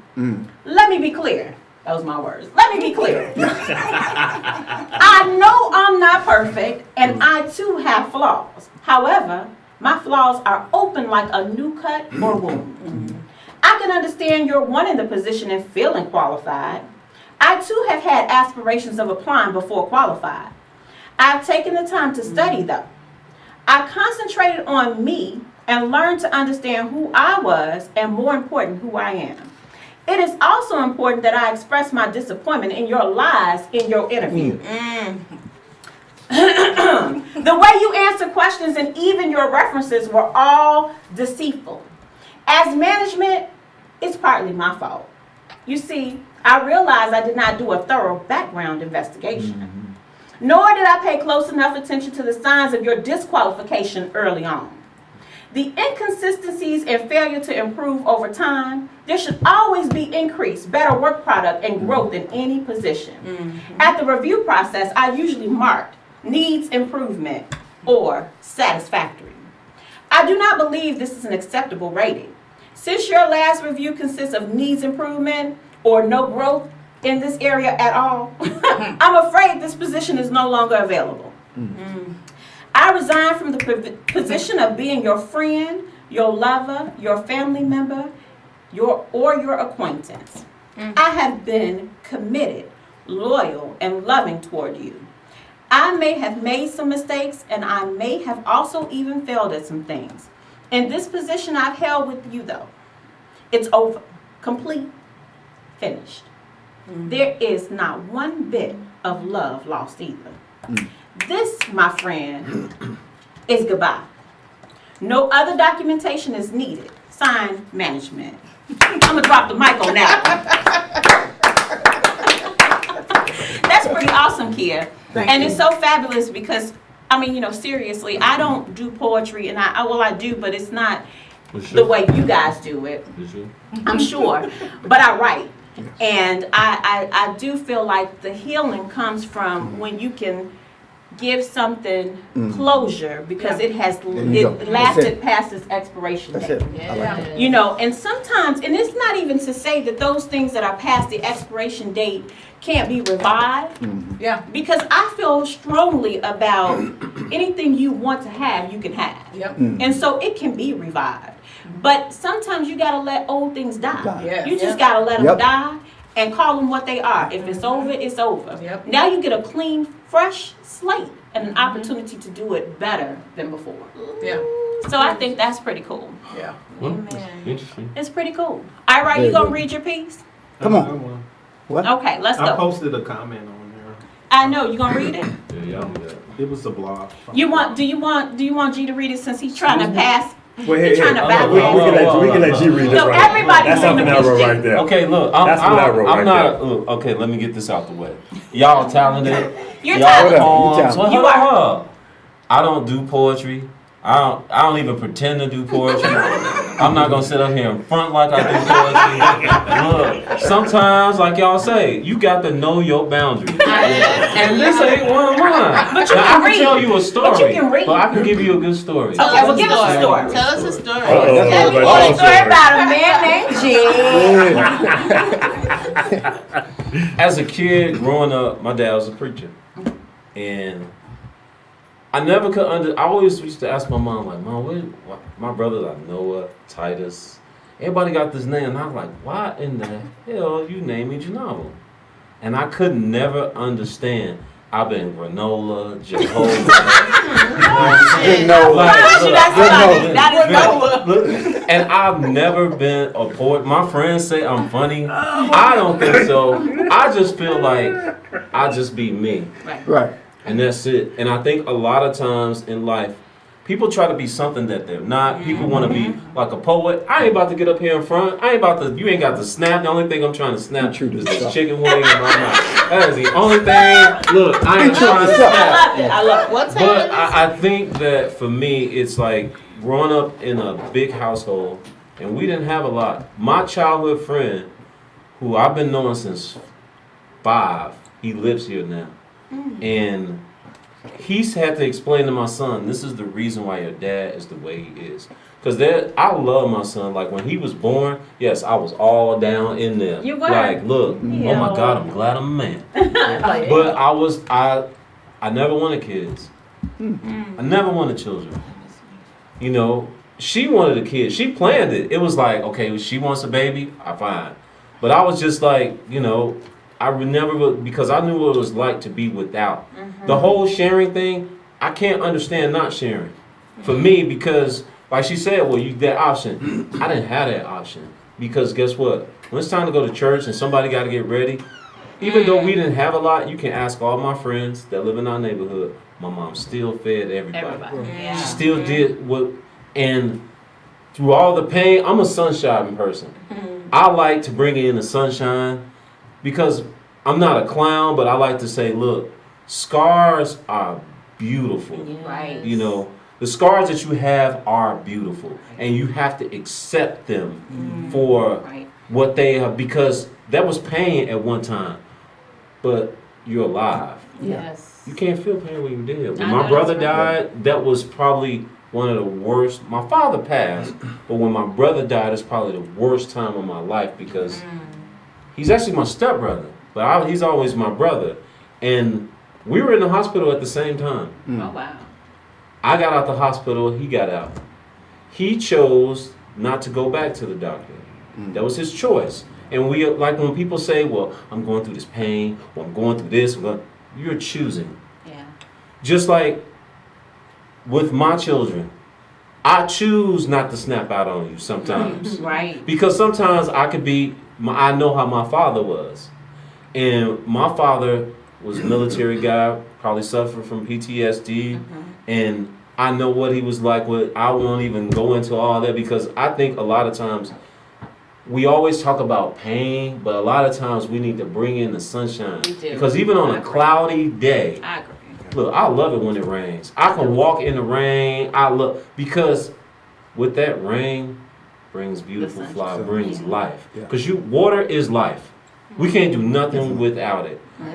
Me and him have talked about health, and I truly believe a lot of times the reason, the predicament that we are in is because we, like you said, we got to look at self first. Yeah. You know them chicken wings ain't good. Yeah, they might taste good, but when you trying to put that dress on and you like, hold up, girl, I got, you know, shouldn't have that chicken wing. Yep. Or a lot of them fried food. Or a lot of them fried, or something. Or all them cookies. Or all them cookies. And sometimes this person in your life, a lot of times, even with it like a child, you can help them. They may have pain inside of them, but if you bring in some sunshine, and look, I'll be the first. Like, look, everybody know I'm fiery. I am the first not to back down. You want to fight? Look, I don't have a problem with it.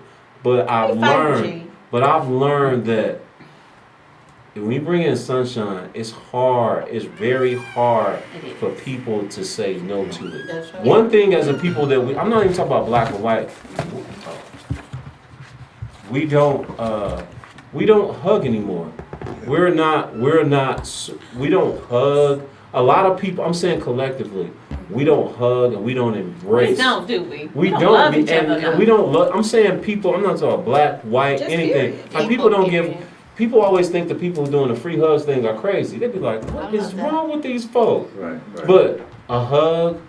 Now some of these hugs from some of these people, ladies, I know y'all be like, hold up, bro. You're holding on too long. Gotta give him a church hug. You know what I'm saying? But even some of them, you be like, whoa, hold up. But I agree with you. But We don't love for enough. me,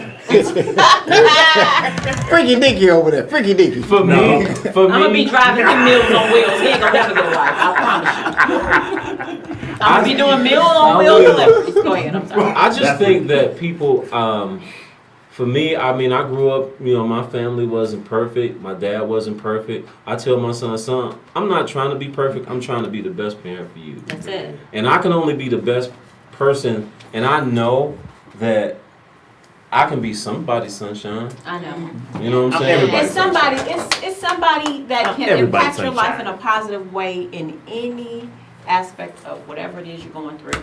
I mean, today I came in here in a bad mood. I was in the Well, you worst look good. mood. Well, thank you. You smell good. But what was fabulous was And you you guys feel good. had so much energy and so much love. It was like, it don't always have to be a sexual chemistry. You know what I mean? right. It's not always about a sexual chemistry. So wait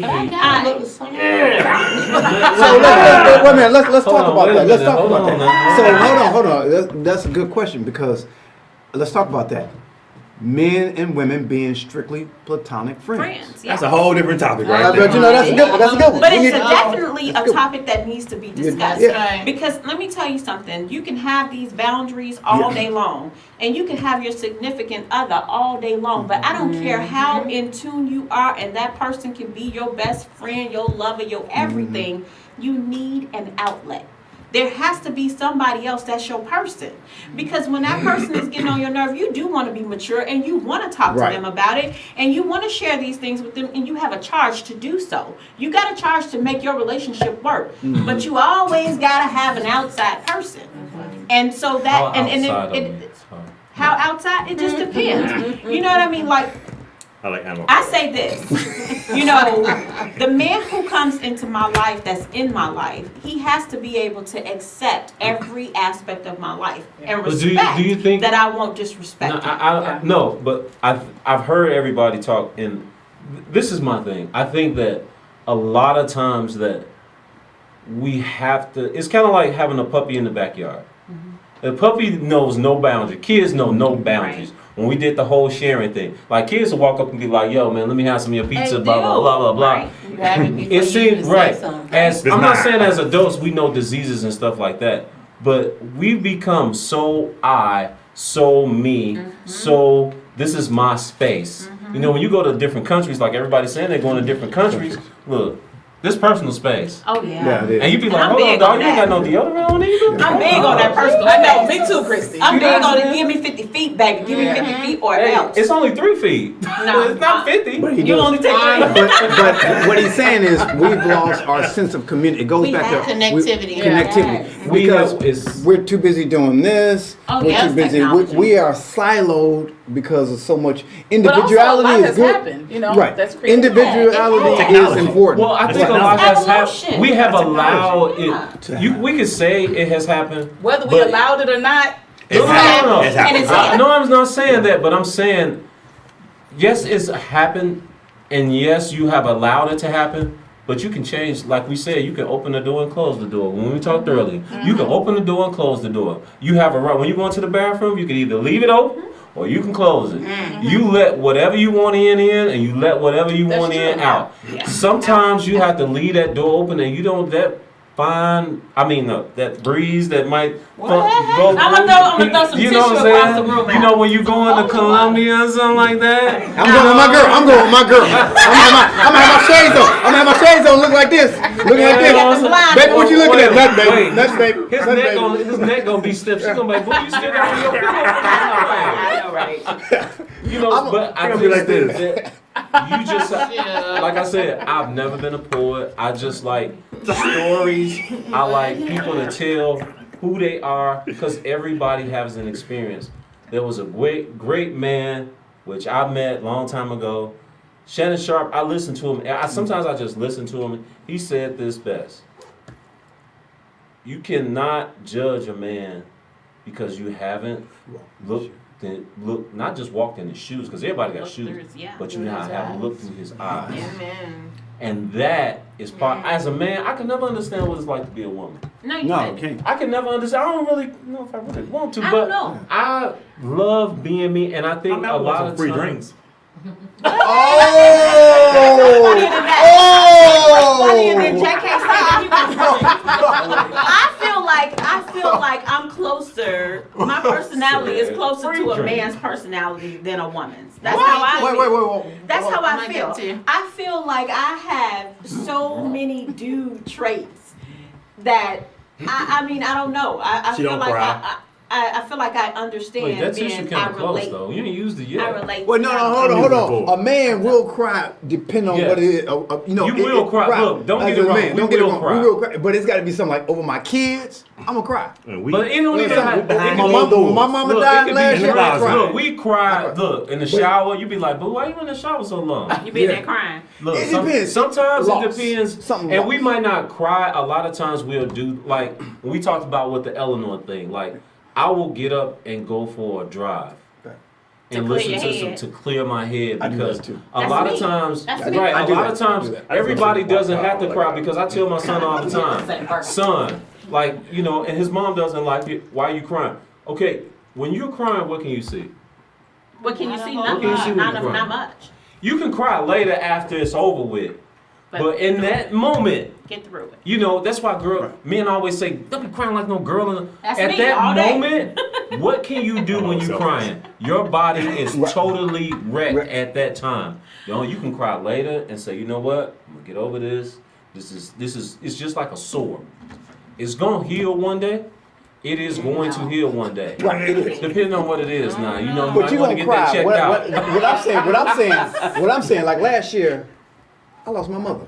Right. Wow. I lost my mother. So Oh, yes, man. I cried. Right, yeah, I cried. got So stuff like I'm that. saying pain, things as a man, when something is painful, you lose your mother, or a man that's been married 40 years and he's lost his wife. wife. I Or saw that. less than that. I saw that in my father. I watched my father, who is my hero. At the funeral hall while I was doing the poem, my dad was tearing up because he had been with my mom 55 years. Yeah, I can So only as a imagine. man, the thing about it is men, we say you don't cry. No man cries. No real man should cry over everything. But That's like it's the whole real yeah. thing part of it. Yeah, we gonna the thing talk about about it. that. The That's thing next about it is if something you lose If your you're men, mother, you're not. you lose whatever, you lose your child. Yes. You gonna cry. You And know, it could be something, I'm telling you, it could As be a matter of something fact, if simple you- as a song, like with or- Prince. Look, Lion I know King. y'all look. Gee, let me tell you something. Don't Lion sit here King. and tell me that you cried over a Prince song because I'm gonna look at you different. No, I'm saying there are He sang things in over- your cried life over when that Dallas has cried. happened. Then say that. Don't say that Well, you you cried ain't let over me. No, but the song- Well, you but the ain't let song- me get it out Wait a though. minute, First the of song, all, the song reminded you back of a I know time. you like this. You got the huevos. Something Now that, I'll say that. I hear a certain song, She said like this. you know, I know. somebody I was in love with. Hold up, dog. Then all of a sudden, I was like, oh my Proud of me, goodness. man. Oh God. You see me? Yeah, what's up with You know you? what I'm saying? She doing like this and that. That's that dude Tennessee. Like, dog, you sitting too close, man. Yeah. I need some man space. I need some man space. Y'all are terrible. Get off me. But I just think that with we talked the way we met at a reggae fest and we were just talking. And we just said one day, like, you know, we just sat down and talked. And when we talked for a long time, and we were just like, there has to be more in life. And I think everybody has a story. A book, there's a table of contents. Yes. And everything has a story. It has its ups, it has its downs. And a lot of times, we need to accept that there is going to be pain. Yeah. Like they say in the military or whatever you're going through, it's gonna be pain. gonna You be might pain. as well, you know what? I'm gonna take this whooping, ma. I messed up, ma. That's that old For school. real. Look, I'm gonna take this, and guess what? The whooping ain't even that bad. And it Cause don't be she that ain't even bad. that bad. Right. Cause she done already said, you know what? He told me the truth. Yeah. Like I tell my That's it. son, don't lie to me. Don't lie. When you start coming up with these fantastic stories, look, the belt get tighter and bigger. I know that's right. And See, he's what happened 17. was, this is what happened. He's Just say, just say, look, Dad. You know what? This is, and I'll be like, All right. all right. And he looking like, That's that's it. it. Right. That's me. That's me. Okay, so we are at the last 15 minutes of the show. I got another poem. No, you don't. We are getting ready to You missed the first create. one. We are getting ready to create our story. What's the story? And so, Yeah, come on, what sing to happens us. is we have Right. two new people join us in the room. And unfortunately, because you guys have joined us, you have to participate. Welcome. And so now we are getting ready to do our story. This story has no preset. It has no, there's no theme. This is just us. One person starting a sentence and the next person picking up, and it goes around the table, and we're 2 minutes on. And it's all nothing but poetry from our hearts. It's poetry. I don't know It's about realness. poetry. It's right. poetic. Poetic. Realness. Hold on. All right. Poetic. So, who would like to start off the first We'll sentence? start on the corner. There you go.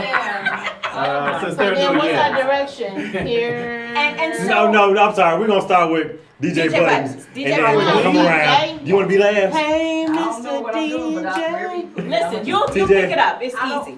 want somebody else to start so I can understand how it goes. Yeah, Okay, that's so what I'm come saying. So we're I gonna just start have from one DJ. question. Are you from Rhythm around Milwaukee? to it. Yes. Oh, okay. Okay. All right, so let's go. Start us off, DJ. I'm just asking. All right, y'all ready for this amazing? All right now. It ain't gonna be amazing. It's not gonna be amazing. You have the easiest job in the universe. You get to start the story. Come on. Okay, So once we start the story, then what? We got to carry on. You gotta carry the he story gonna out. tell You us gotta something. create the story. You gotta tell a sentence. You got a sentence. All right, come on, So DJ. start thinking. Okay, one day while walking down the street of Dallas, I noticed a woman. We're going this way. Bill. She was the most beautiful painting that I ever laid eyes on. And I saw our lives together until the day that I was called home. Come on, man. Come on. Not yet, get home. Don't leave me home. You can't. She was a painting of a beautiful 1967 Shelby gray 5-spoke V8 I'm done. beautiful painting. Eleanor was her name. Look, foolish. That's it. That's it. I mean, coming behind him. Look, some of us know. This ain't me. Hey, that was a good way to change it up. That was. I give you daps for that. Eleanor, as sleek as she was, paled in comparison to the fine, tall glass of water that I saw as I approached Pearl Street.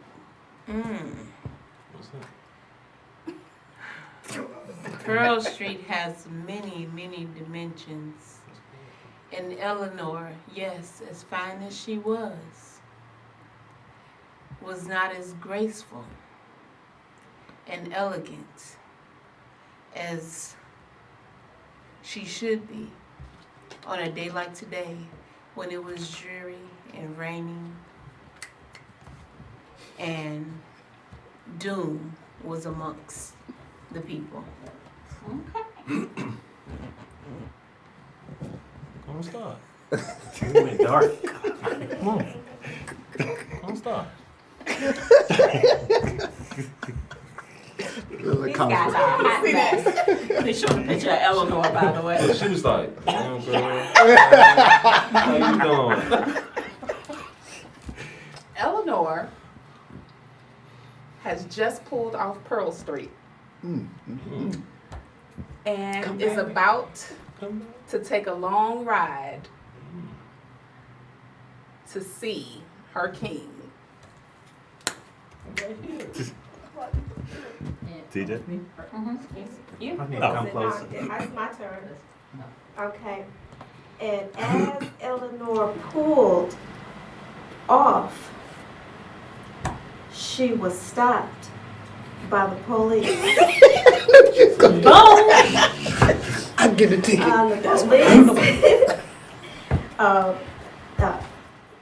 It turns out she was reported stolen. Oh. Oh, Eleanor. Eleanor. Eleanor's reported stolen. I love it. I love it. So when the police got to Eleanor, the She got stolen told. person? It's a cop. So, It's your story. It's your story. so Change it when up. the police got to Eleanor and looked at her VIN number, they realized that Eleanor was not really Eleanor. That Eleanor was really Roscoe. Sex change. What the? Oh, Sex change. What Oh my Come God. on, Get Ira. them Duke boys. Hey, man. I gotta follow that? Look, man. Come on, Ira. So Roscoe was hiding a secret that no one knew except for one person. That's it? One person? Yep. Bill. And that person happened to be, Spice it up now. happened to be Really? Bruce Jenner, who is not. Oh, Lord. Caitlyn Jenner. Damn! You gotta come up now. That's what you get for putting Eleanor in. Now, there you go. You started Caitlyn. I'm not Caitlyn nothing. Look, we're gonna go back to Eleanor. I'm sorry. This is when that book, you know how you get that little tear in the book and you don't see the bottom? Really? No, you gotta go with Caitlyn, man. You We gotta go with Caitlyn. Come on. Caitlyn Okay, Jenner. then you gotta follow up. Somebody got off Caitlyn out of I'm this about to story. offer, don't worry. Okay, I She better not crashed. get me. As Caitlyn was going down the road, she blew a tire, and I crashed into the wall. I had to call State Farm. It's on. Jake? You called Jake from State I Farm? called Jake. And Jake. Takes a woman to a tree.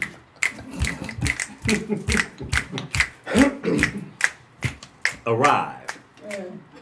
Right when he thought we was about to get bambushed or ambushed by a herd of bulls. Heard of bulls. Y'all can't always go gotta with be the Caitlyn difficult. Jenner thing. Come on. We got bulls in the store. My day is Because I'm on tours. What the hell? a good day. We had a great story. I mean, it's the story. Let me switch this up. Double. So Jake retired Roscoe and told him that the check was in the mail. Yeah, I'll take that. As Jake walked away, he found that Eleanor, aka Roscoe, Okay. was truly just a piece of junk. Oh. And one man's junk is another man's treasure. Oh. Treasure, Roscoe and Eleanor sitting in the tree. Oh no! I don't like this story. I know this story has gone left. And the tree was wavering because it was uncertain about the stability and the longevity of their relationship. Really? Tito, give me And some tissue. so, the story and the poem was read to the deceased, to whom it may concern. Boom! Drop the mic. Okay, I'm back. I'm back. But what had happened was, it was all a dream. I used to read Now we rapping. That's what I'm talking about. Go, Biggie. Go, Biggie. It was all a dream. It was all good. You woke all up. a dream. And It nothing never comes happened. to sleepers but a dream. All right, So to it was all- so to wake the story back up again. Ira.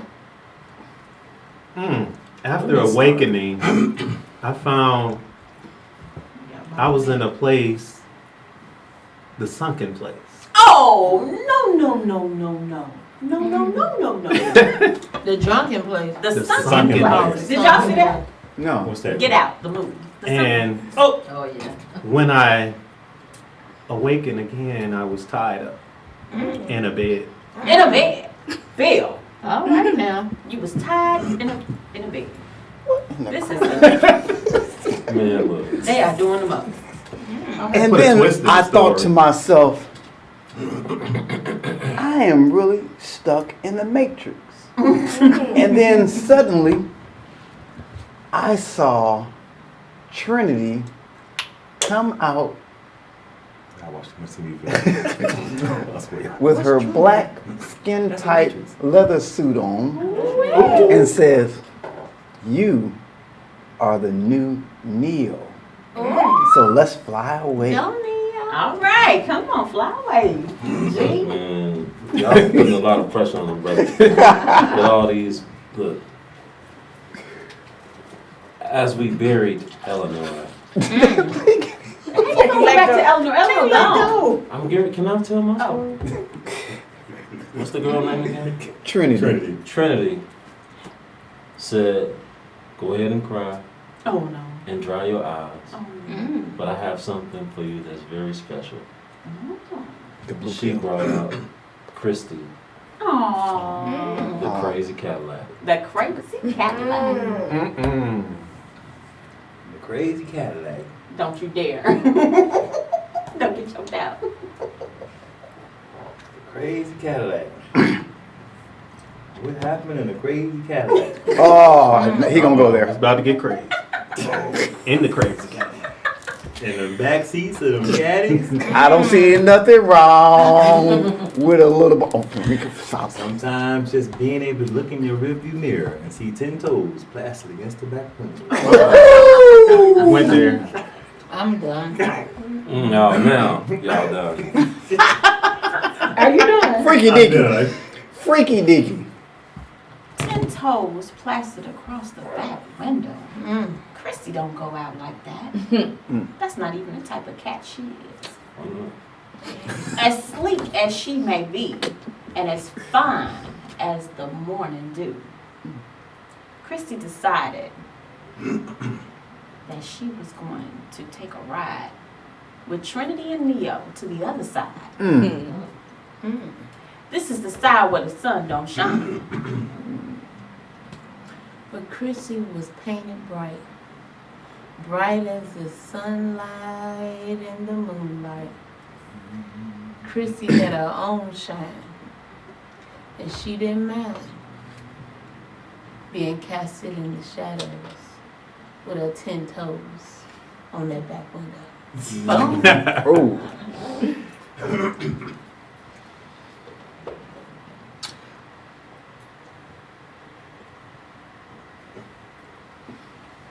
I'm gonna change the direction. She's stuck on that window. Change it, please. I need to get off the window.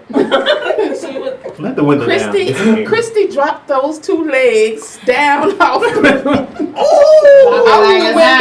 Drive it like high. and they landed flat on the floor of the back seat.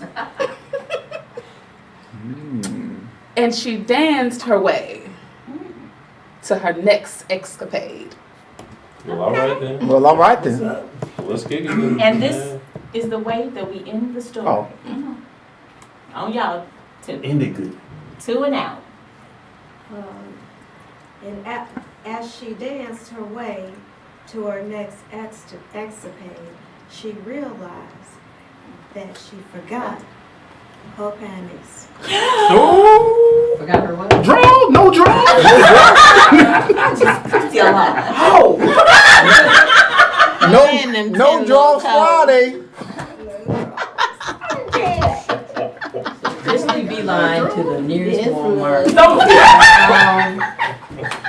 A pair of black lace panties on sale. Hey, Walmart was open now. For a really, really nice price. So Christy took those panties back to the Cadillac. Was it a Cadillac? It was a cat. Put those 10 toes back close to the floor, bent down, pulled those black lace panties up at a discount, and kept on. At a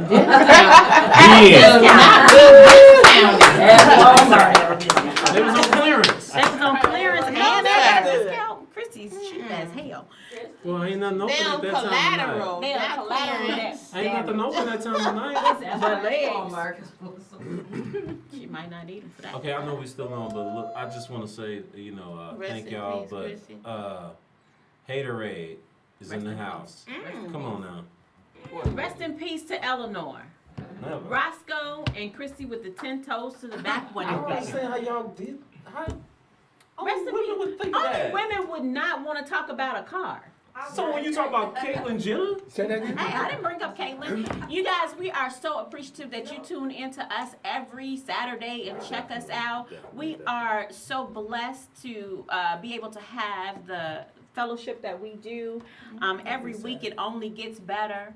And so I implore you guys to continue to listen, to please check out all of the poets that's on the panel today. Kia McLean, My Words Heal My Soul, The Depths of My Soul Healed. We have my brother from another mother, Willie P, Lessons of the Learned. And we definitely want to make sure that we check out Mo whenever she's doing open mic, spoken word on different locations. She was just on a panel the other night. Where were you at, Mo? Last night at the Aloft Hotel. At the We'll have Aloft? another event coming up in June Okay. at the Aloft in Irving, Texas. And so everybody that frequents our show, we will definitely always plug you where you are, what you're doing. Once you visit with us, you are a family member and you're welcome to come back I can't go back. anytime. You can come back that's what I was just saying. You come back anytime. no. Listen, anytime you want to come and hang out with us, our 2 guests that stopped in, we are so appreciative and thank you guys so much for coming And participating. and participating in our little story. And participating. Blew up. I just want to say that we are blessed people because we are informed, and the only way to get the information to the masses is to continue to spread the word. That's right. And to my host, the host with the most, take us out. And on that, definitely, like she was saying, that we definitely appreciate everybody for showing, Yes. participating, doing what they do best. upon speaking from their hearts. That's what matters the most. I love when a person can speak from the first person and not third person. A lot of people, as technology, have allowed us to act as a third person and not speak on first person, something that's very prevalent to us, something that's very close. And I definitely want us to continue to keep doing that because somebody is listening. Someone needs to hear our story because in the end, our stories are the ones that kind of help heal someone else because they've been imposed upon it as well. You know. So with that being said, I definitely have something I wrote to take us out, and this is dedicated to us black men. Okay.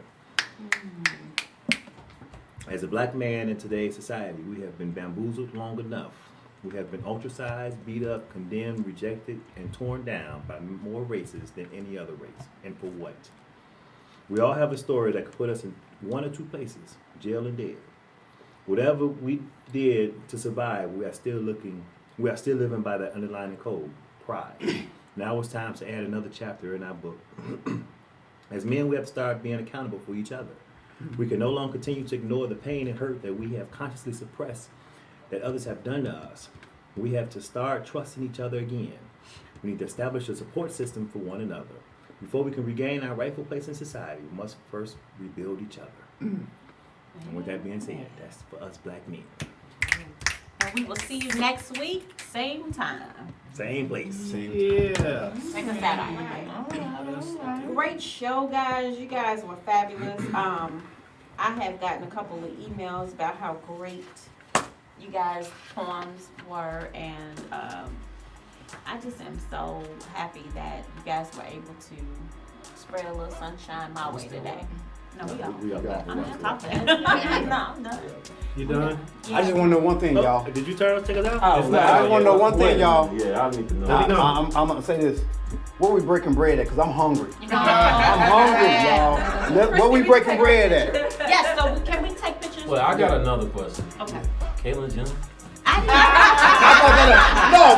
brought that up. No, because y'all flipped the script talking about, that Eleanor was Roscoe transgender.